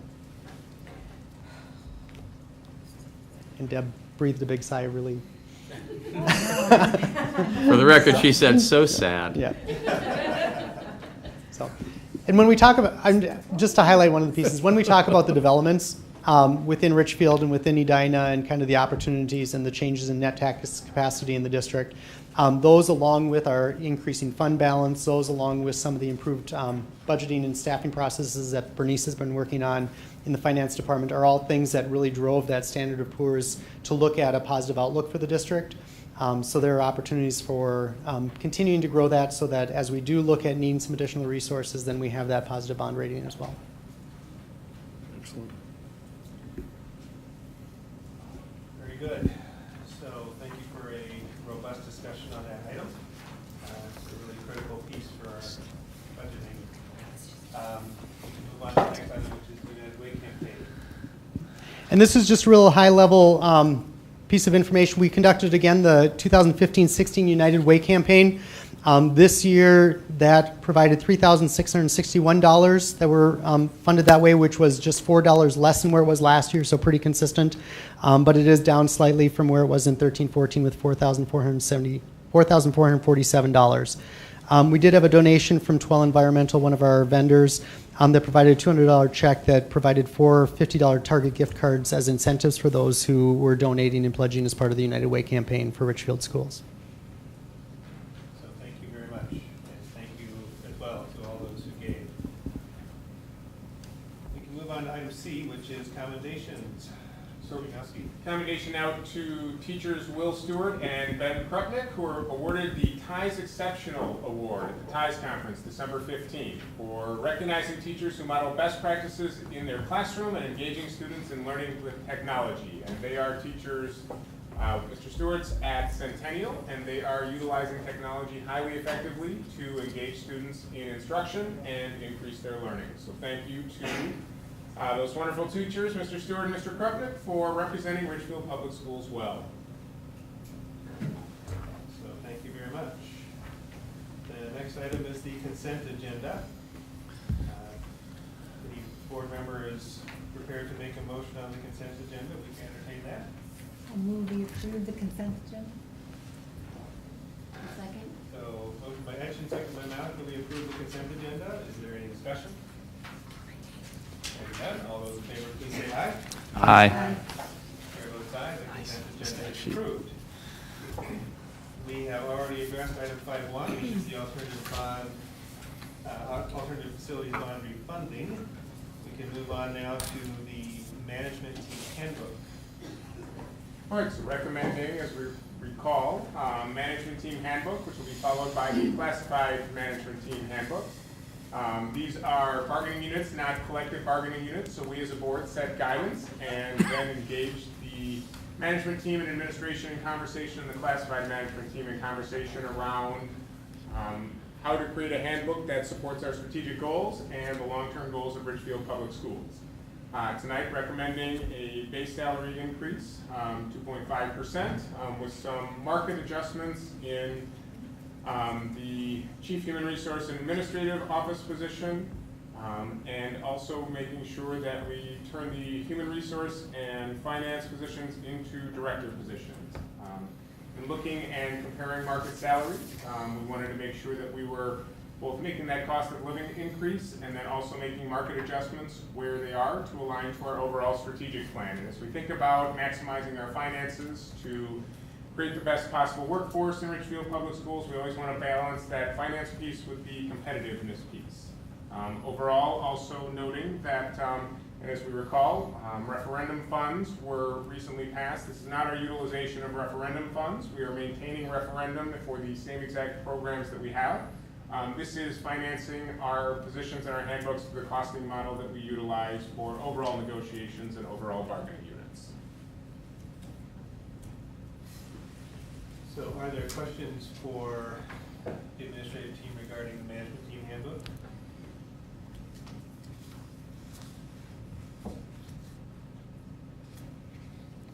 So I do have a couple of questions. First off, just make sure that I'm understanding clearly on the implications of the increase.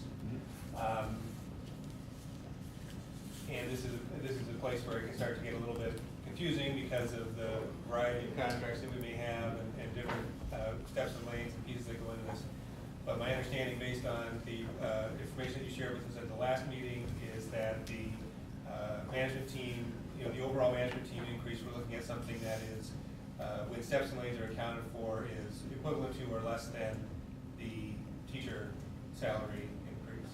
Absolutely. One of the things unique to the teacher contract has to do with steps and lanes. There are actually no lanes within the management team or classified management team, and a small number, approximately 5 number of steps, and steps are based on experience.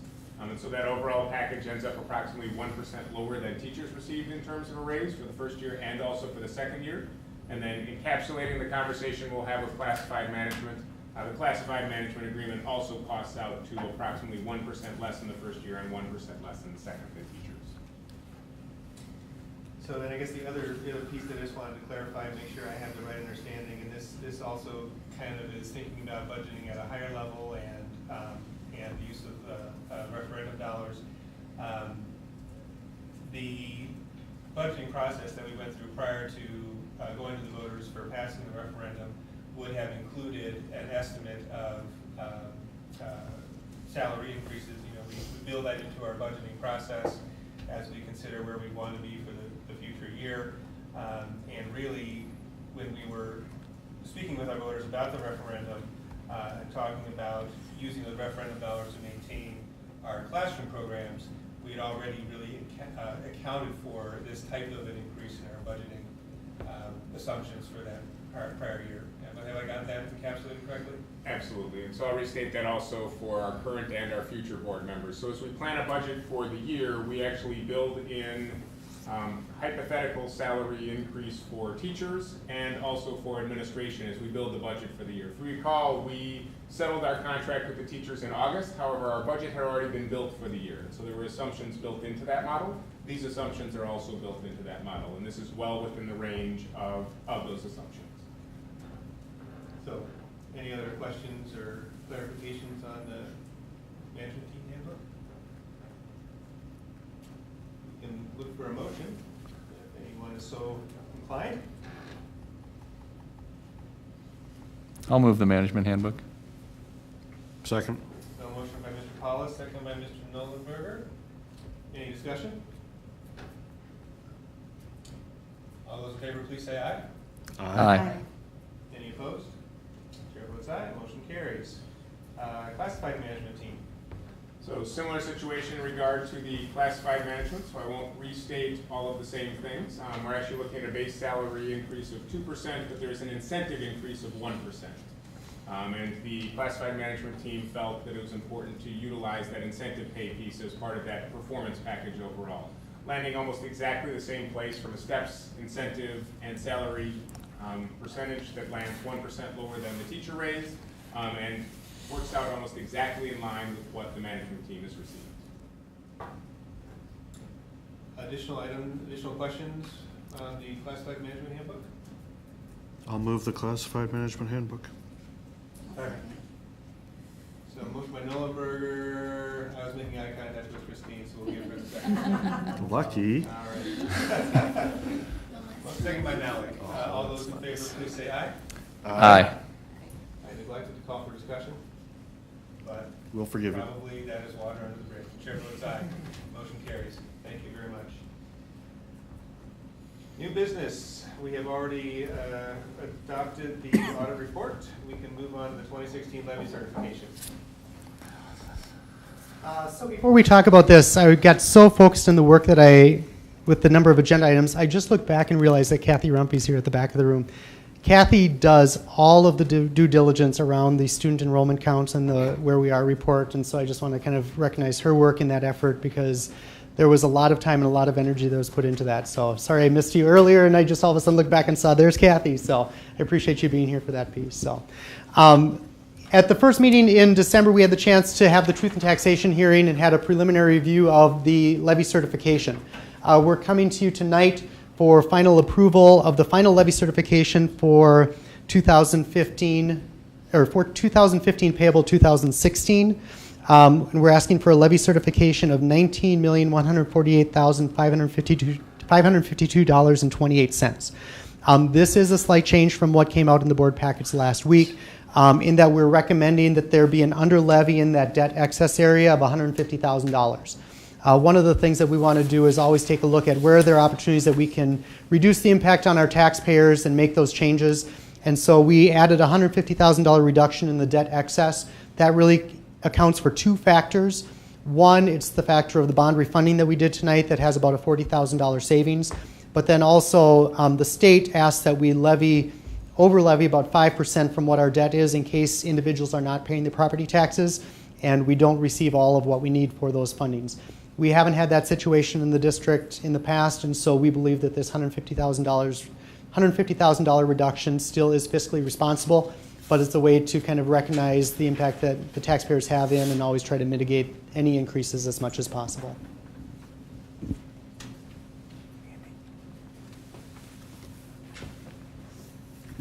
So there are some changes to these levy amounts. I know that we had sort of reviewed those in great detail at our truth and taxation meeting this past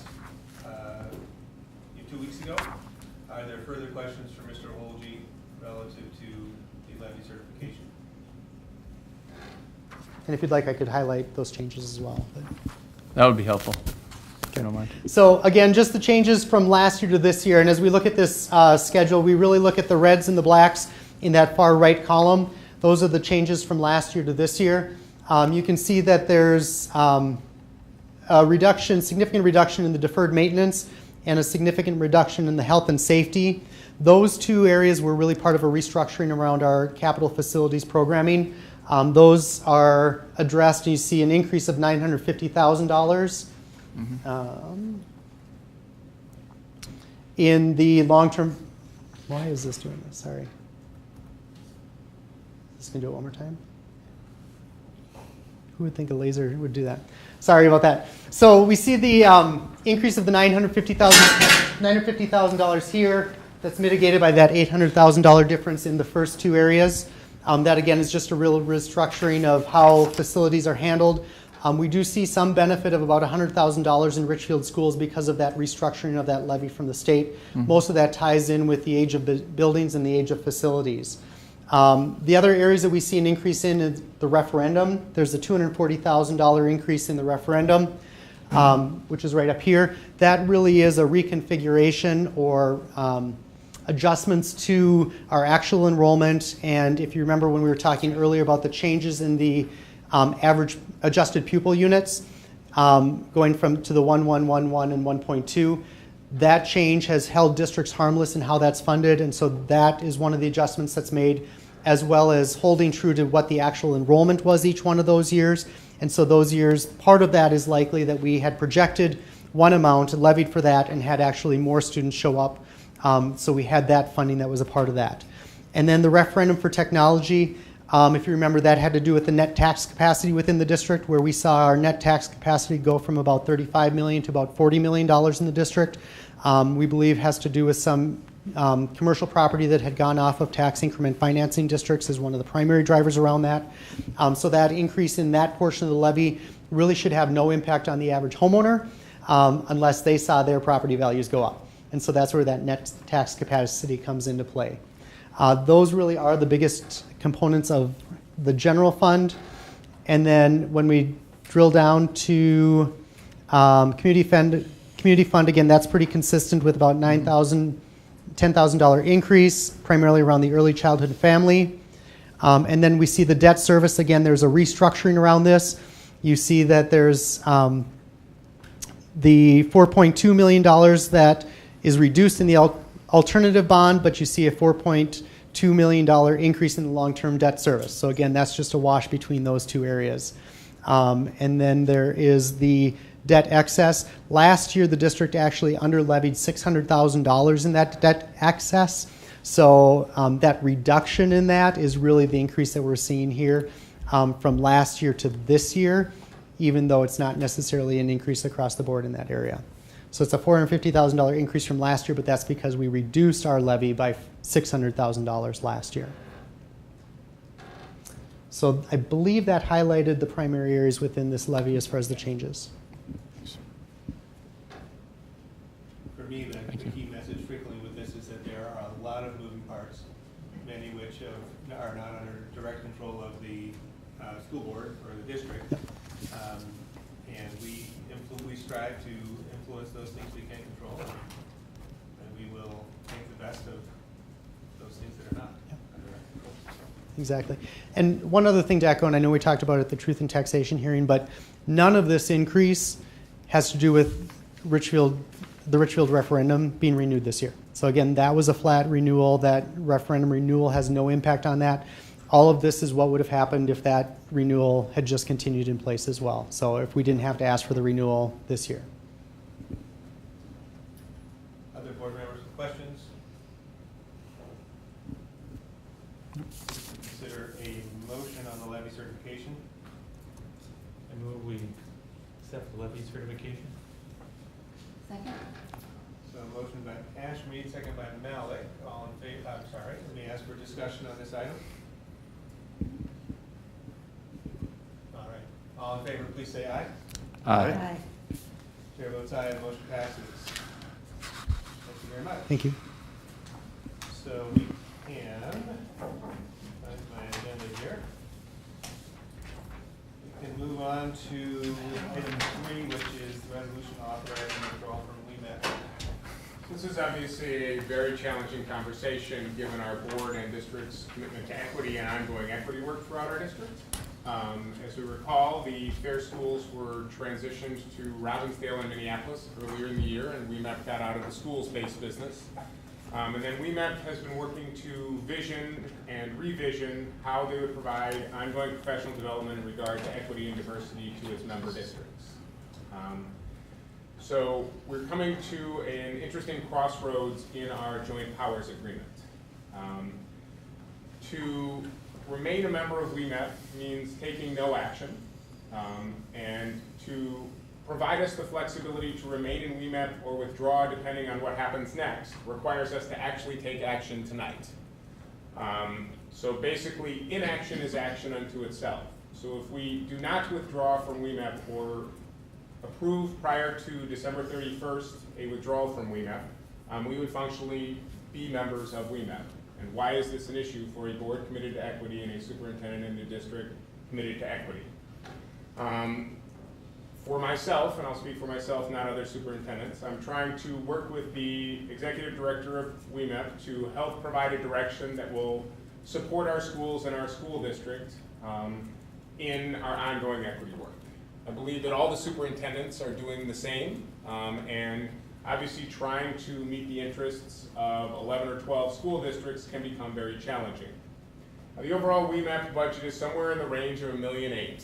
It's based on currently $19 per student, but they've passed a resolution to make it $16 per student. And so our contribution is approximately $80,000, or a small amount of money, to the overall WEMET professional development. And our district is a high-end user, and so we go between $70,000 and $100,000 of professional development every year. So it has been a very functional and positive partnership for us, and they have been strong equity partners on our team. The awkward part of this situation, which makes the situation very difficult, is that at present I am aware of resolutions to withdraw from at least 4 other districts. I believe, and they had their board meeting on the 18th, I believe that includes Minneapolis Public Schools, Edina Public Schools, Brooklyn Center Public Schools, Columbia Heights Public Schools, and then I am not sure of other districts at this time because some are calling special meetings. So just quickly tallying up the 50,000 kids, give or take, it really would cut the budget of WEMET by more than half. And put them at risk for being able to function. So right now there are negotiations and work going on between districts and superintendents and school boards and the team over at WEMET to try to create an equity-based situation that's going to work for everyone. If the districts don't retract, obviously they would have trouble functioning. And so if we do not take action to provide the same letter and to withdraw from WEMET, we would actually be required to send them money whether they are functioning or not, which would not be fiscally responsible for our organization. So I want to state my intention that I would like us to figure out a way with WEMET to remain part of the organization. However, from a district financial safety perspective, I believe it's imperative for us to join our colleague districts in sending a withdrawal letter and continue the ongoing negotiations with WEMAP to help see if we can come to a point where they're able to continue their work and continue functioning to provide equity professional development in an effective way for their district partners.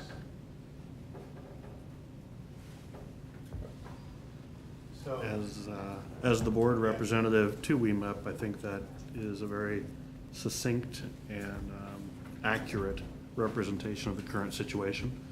WEMAP is in a transition in what they're doing. They were obviously running the schools. That played a big role in what the board did at WEMAP. It played a big role in kind of the connectivity of the districts by having those schools where everybody sent kids to those schools. They're really in a position now where they're transitioning from being, in my opinion, a school district to being a business. And so you have people that are learning how to become a business, that are realizing that to have product or a service that that you see a value is only of value to the extent that somebody else wants to buy it. And I think that's what they've run into a little bit at this point, is that there are more than a couple of districts that are concerned about whether or not they're interested in buying the services going forward, and want to make sure that what's being offered is something that they will value. As Steve pointed out, balancing that among 10 or 11 different superintendents, board members, school districts, customers, if you will, is going to be a challenge. But it's one that I think that there is a strong commitment to at WEMAP. I do believe that people will be able to have conversations in good faith and continue to see whether or not this is something that can be viable. I do think that these letters that are being passed by, these resolutions are being, well, I don't know if it's a resolution, yes it is, they're being passed by boards and submitted to WEMAP are going to, I mean, one way or another, it's going to cause the conversations to come to a head. There will be a decision made as to whether or not it's going to continue. And so certainly there will be fire under the feet of everybody involved. So I agree with Steve's assessment that the district, from a financial perspective, that it's prudent to submit the letter. I do think that I'd like to let WEMAP know, at least from my perspective, that the letter is being submitted to be financially prudent. It is not an indictment of WEMAP or their services right now, but it is a realization that given the fact that there's a 6-month window or 6-month term where you have to submit prior to the end of the fiscal year in order to be done at the end of this year, it's the right thing to do, and that I do hope that the Richfield board and the representative on WEMAP going forward will do their best to come to a solution that is good for everybody, and that can continue to support the work of equity and help to support the needs that Richfield has in order to help our kids move forward. Just to follow up on Todd's statement, so I was on the phone with Dr. Mateer, the executive director of WEMAP, on Friday. I did let her know, and I believe the board has given me a vision of transparent communication. I did let her know that this is on our agenda and that our hope is to find a solution where we're able to continue that partnership and equity work. There is a meeting set up with superintendents and Dr. Mateer on January 8th. There is a commitment to ongoing meetings and ongoing conversation to try to make sure that the WEMAP Collaborative is a functioning professional development organization. But it obviously is, as we both point out, challenging to serve the needs of 11 very diverse districts with 11 very different sets of needs. So, No question. How many kids do we still have at Fair School? I believe there's about 30. Yeah, that sounds right. So this wouldn't impact them. They are now considered open enrolled to Robbinsdale. They're considered open enrolled to Minneapolis. This is about the professional development arm of the organization. And from a Richfield advocacy perspective, and again, I have stayed relatively quiet in the negotiation conversations because we're a high-end user. The financial impact to us, we get professional development services that are roughly equivalent to the amount we put in. And so this has been a good partnership for us. There are other groups that would prefer a low per student cost with an a la carte, so to speak, menu, or you pay to be a member and then you are charged extra for the services that you utilize. There are districts that put in hundreds of thousands of dollars and don't get fair value for their money because they're not utilizing the services to the same level that we might. And so trying to mitigate that concern is obviously what some others are trying to do. So I have a couple of questions. First off, obviously the history of WEMAP, originates from integration statutes that would be 10, 15, or even older. Probably older than that. At this point. And Richfield has undergone some demographic transitions over that period of time. Are we still, by definition, a racially isolated district? We are not.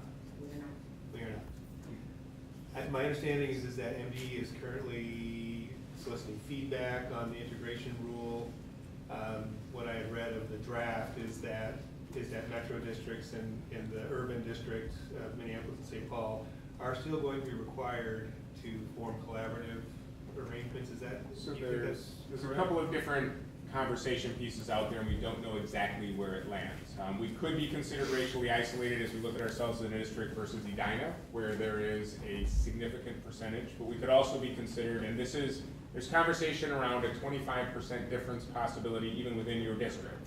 And so we could theoretically say that Centennial could become, in the new projection, racially isolated from Sheridan, allowing us to provide professional development ourselves and go in that ongoing work. And so how this all plays out is really up in that legislative conversation.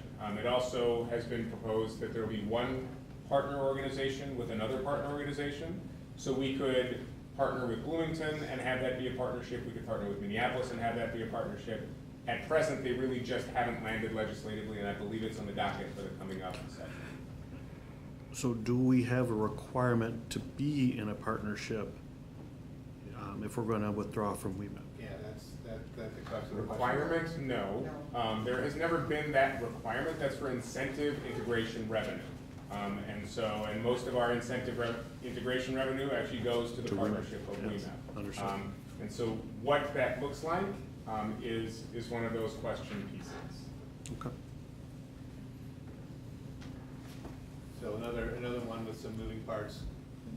Right. On the positive side, this action isn't actually for this fiscal year. We are partners in WEMAP this year. We're utilizing the services with our almost 70 new teachers who are going to Beyond Diversity, who are going to partner in Dare to Be Real.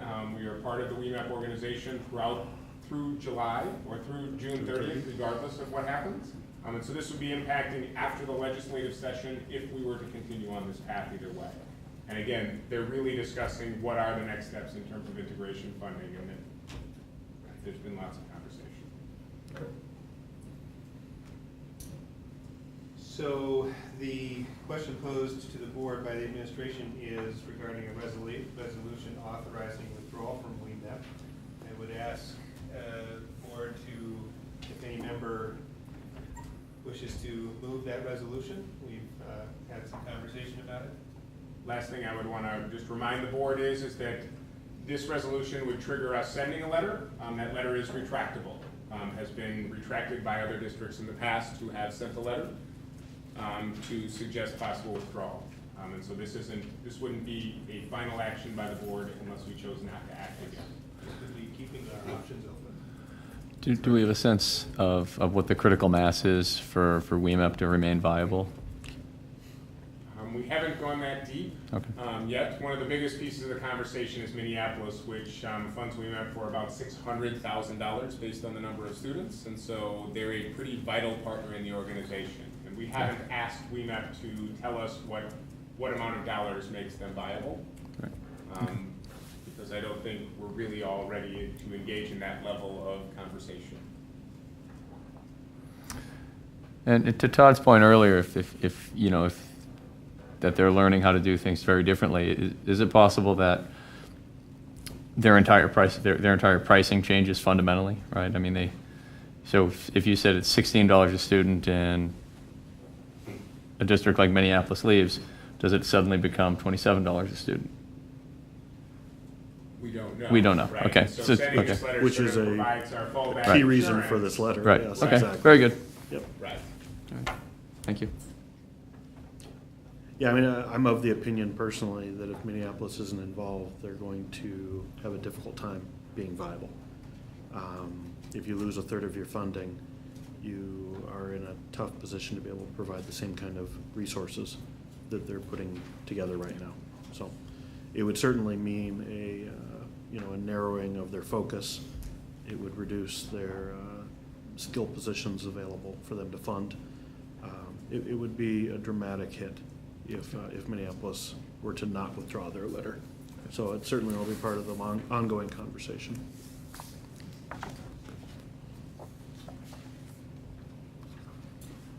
So, Mr. Chair, I will move the resolution. Second.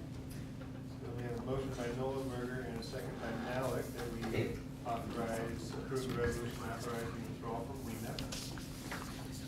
Once again, reflecting that this resolution has to do with sort of the fiscal situation and keeping our options open fiscally, but has nothing to do with our commitment to equity, and that we will remain solidly committed to the equity work and advancing that and working with whatever partner we need to find, and hopefully will be WEMET moving forward. Mr. Nolenberg? Aye. Ms. Malik? Aye. Mr. Ashby? Aye. Ms. Exton? Aye. Mr. Pollock? Aye. Chair votes aye. The resolution is approved. So item 4 is donations. Right, we have a nice list, beginning with Craig Lundeen. Richfield Public Schools received a donation to support academic and educational programs in the amount of $240 from the Beckman Coulter Foundation matching program, so thank you to Craig Lundeen. Richfield Ready Group donated $3,500 to provide scholarships for the 6th grade Eagle Bluff trip, so thank you, Richfield Ready. Richfield Lions Club donated $5,000 to provide scholarship funds for the 6th grade Eagle Bluff field trip. So thank you, Richfield Lions Club. We had an anonymous donation. The Richfield ELC received an anonymous donation of $235 to support student tuition. And then also Mark Goodman for the Richfield ELC receiving a donation of $235 to support student tuition. Thank you, Mark Goodman. And finally, Peggy and John Traver for Sheridan Hills receiving a $200 donation to support the purchase of books in the Media Center. Thank you, Peggy and John Traver. I would look for a resolution to accept these donations with gratitude. So moved. Second. So motion by Malik and second by Etchen that we accept these donations with gratitude. All in favor, please say aye. Aye. Aye. Chair votes aye. The donations are accepted. Thank you. Thank you very much. We will move on now to the legislative update. So obviously the federal government passed the Every Child Succeeds Act, which is the No Child Left Behind retranslated, and details are beginning to trickle out in regard to that. The biggest piece would have to do with reduced federal oversight or hands into state and local school systems. And so a lot of the oversight and work having to do with assessment and student achievement are now being passed to states to help monitor, to state standards to help monitor, and to school boards to help monitor. So while the federal government is backing off in some regards, it has increased the responsibility of you all and of our state government because testing requirements have not been reduced or have not necessarily been changed, although there was at present a sort of blanket grayish statement about the idea of too many tests occurring. So fix that too. Yes, yes. However, that will be on school boards and states for figuring those types of things out. And we'll continue to illustrate additional information about what that looks like as additional details come out. What Minnesota already does, which is very different, is calculates an MMR or a multiple measure rating and doesn't just utilize one set of scores to analyze school performance.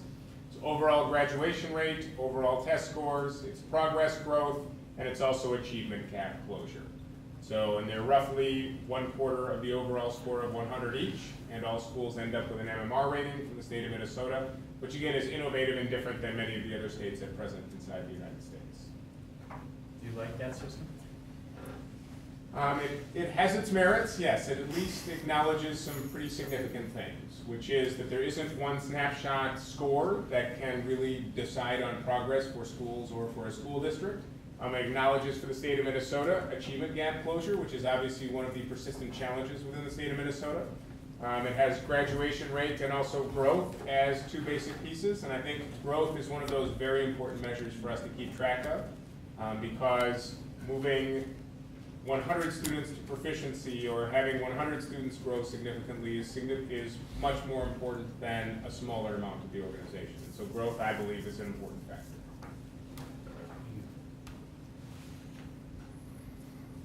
Yeah, I'm trying to remember if we commented on this earlier in December, but just the one thing that's on the horizon from a state perspective, and you probably all heard about this, is that a budget surplus is again envisioned for this coming year.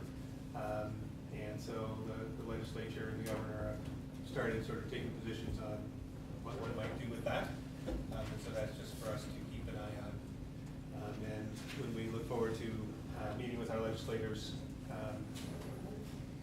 perhaps we can feel emboldened. Who knows? Everybody's going to have an ask. And specifically, Did you we'll say be ask? looking to set that up in either January or February prior to the session. The session has been set up for March through May, and so we're going to try to set that up prior to the session. And as we think about our priorities, so we think about the presentation about our Bloomington-Richfield partnership and early childhood and the funding gap that exists. I think this is the right time for us to continue that focus on providing early childhood and pre-K funding to our students. Because as we're obviously losing that race to the top ongoing grant, we're having some fiscal stress in regard to early childhood, and it's also on top of the governor's agenda. And so having allies in that is always probably a positive from a governor's perspective. I think that would be an excellent place for us to put our priority focus with our legislators. Next item is information and questions from the board. Anybody has anything to share? I had a question. Were we going to discuss, we had talked about it, and I believe you told us in the Friday letter, the VIBA update? Yes, it didn't become an agenda item, but I can certainly report that back. Or Mr. Holsey can get up and report that back. So the board asked us to check into our change of VIBA practice. And so Mr. Holsey? Yeah, so one of the things we had done is we changed from making monthly contributions into employee VIBAs to a twice-a-year contribution. We had 10 individuals who started in the district, got their half-a-year contribution that have since left the district, but we were able to recapture all the funds that would have been owed the district back. So there was no net impact as far as a negative impact on the organization.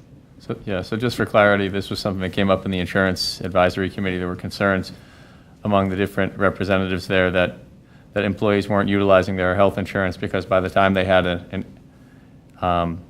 inadequate balance in their VIBA account to pay for health care, the year was several months older. So now we opted to front load it before service, before employment really had carried through the year. And so we're just following up to see, did we lose any money on it? And we didn't, Sure. which is a plus. Okay, correct.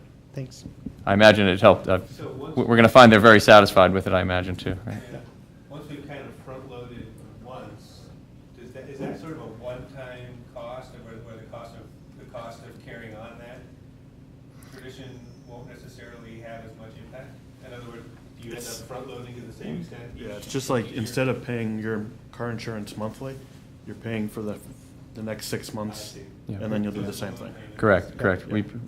We're just It's another preparing for solid it. reason to keep a focus on our fund balance, because as we Right. front the money as opposed to paying it over a period of time, having a fund balance helps us ensure that we wouldn't have to borrow to make that action occur. Right. So, Yeah, theoretically constrain your cash on hand. exactly. So, Got it. thanks, Craig. Yep, thank you. Any other items? If not, we can look to our future meeting dates. Our first meeting for 2016 will be here in the boardroom on January 4th. That will be our organizational meeting and also the swearing in for Ms. Cole and Ms. Brocky, and we're very much looking forward to that. Also, our second meeting in January will be Tuesday the 19th. That will be here in the district boardroom and hosted by Sheridan Hills. Are there any suggested agenda items? Two quick pieces. You'll have noted that Centennial was to be hosting tonight. However, due to the long agenda and also Principal Wise's voice having disappeared on her, we actually rescheduled Centennial, and they will be joining our team for May 2nd to present. And so they have moved to the later in the school year for those couple of reasons. And then a reminder to the board, our MLL, or our multilingual language department, will be presenting the conversation asked for by the board in regard to expansion of dual language programming, sort of talking about what RDLS looks like as a dual language school, talking about the model at the middle school, and then as our 8th graders will be in 9th grade next year, talking about the expansion and the work that's being done to make sure that we've effectively planned that for launch next fall. Did you say which meeting? They'll be here January 4th. The first meeting? Okay, First thank you. You're going to show up just to watch that, aren't you? I have a vested interest in that one. I have a precocious child. That's right. We had to do what it took to get you back here on January. There you go. All right, all right. Teaching Caleb in Spanish was actually a critical strategy to managing his precociousness. I can't imagine what it would have been otherwise. Poor Caleb. Did you ever watch these? His sister pulls it up on YouTube. Yeah. Just cuts out little clips, especially. Exactly. So very good. You gotta meet this kid. You'll remember it. Oh, yeah. Just because it's on video, English or Spanish, he still doesn't listen to you, Tom. Exactly. No question. We can look for a motion for adjournment. I move we adjourn. I second. Motion for adjournment from Ms. Etch and Ms. Goldberger. All in favor, please say aye. Aye. Aye. We are adjourned.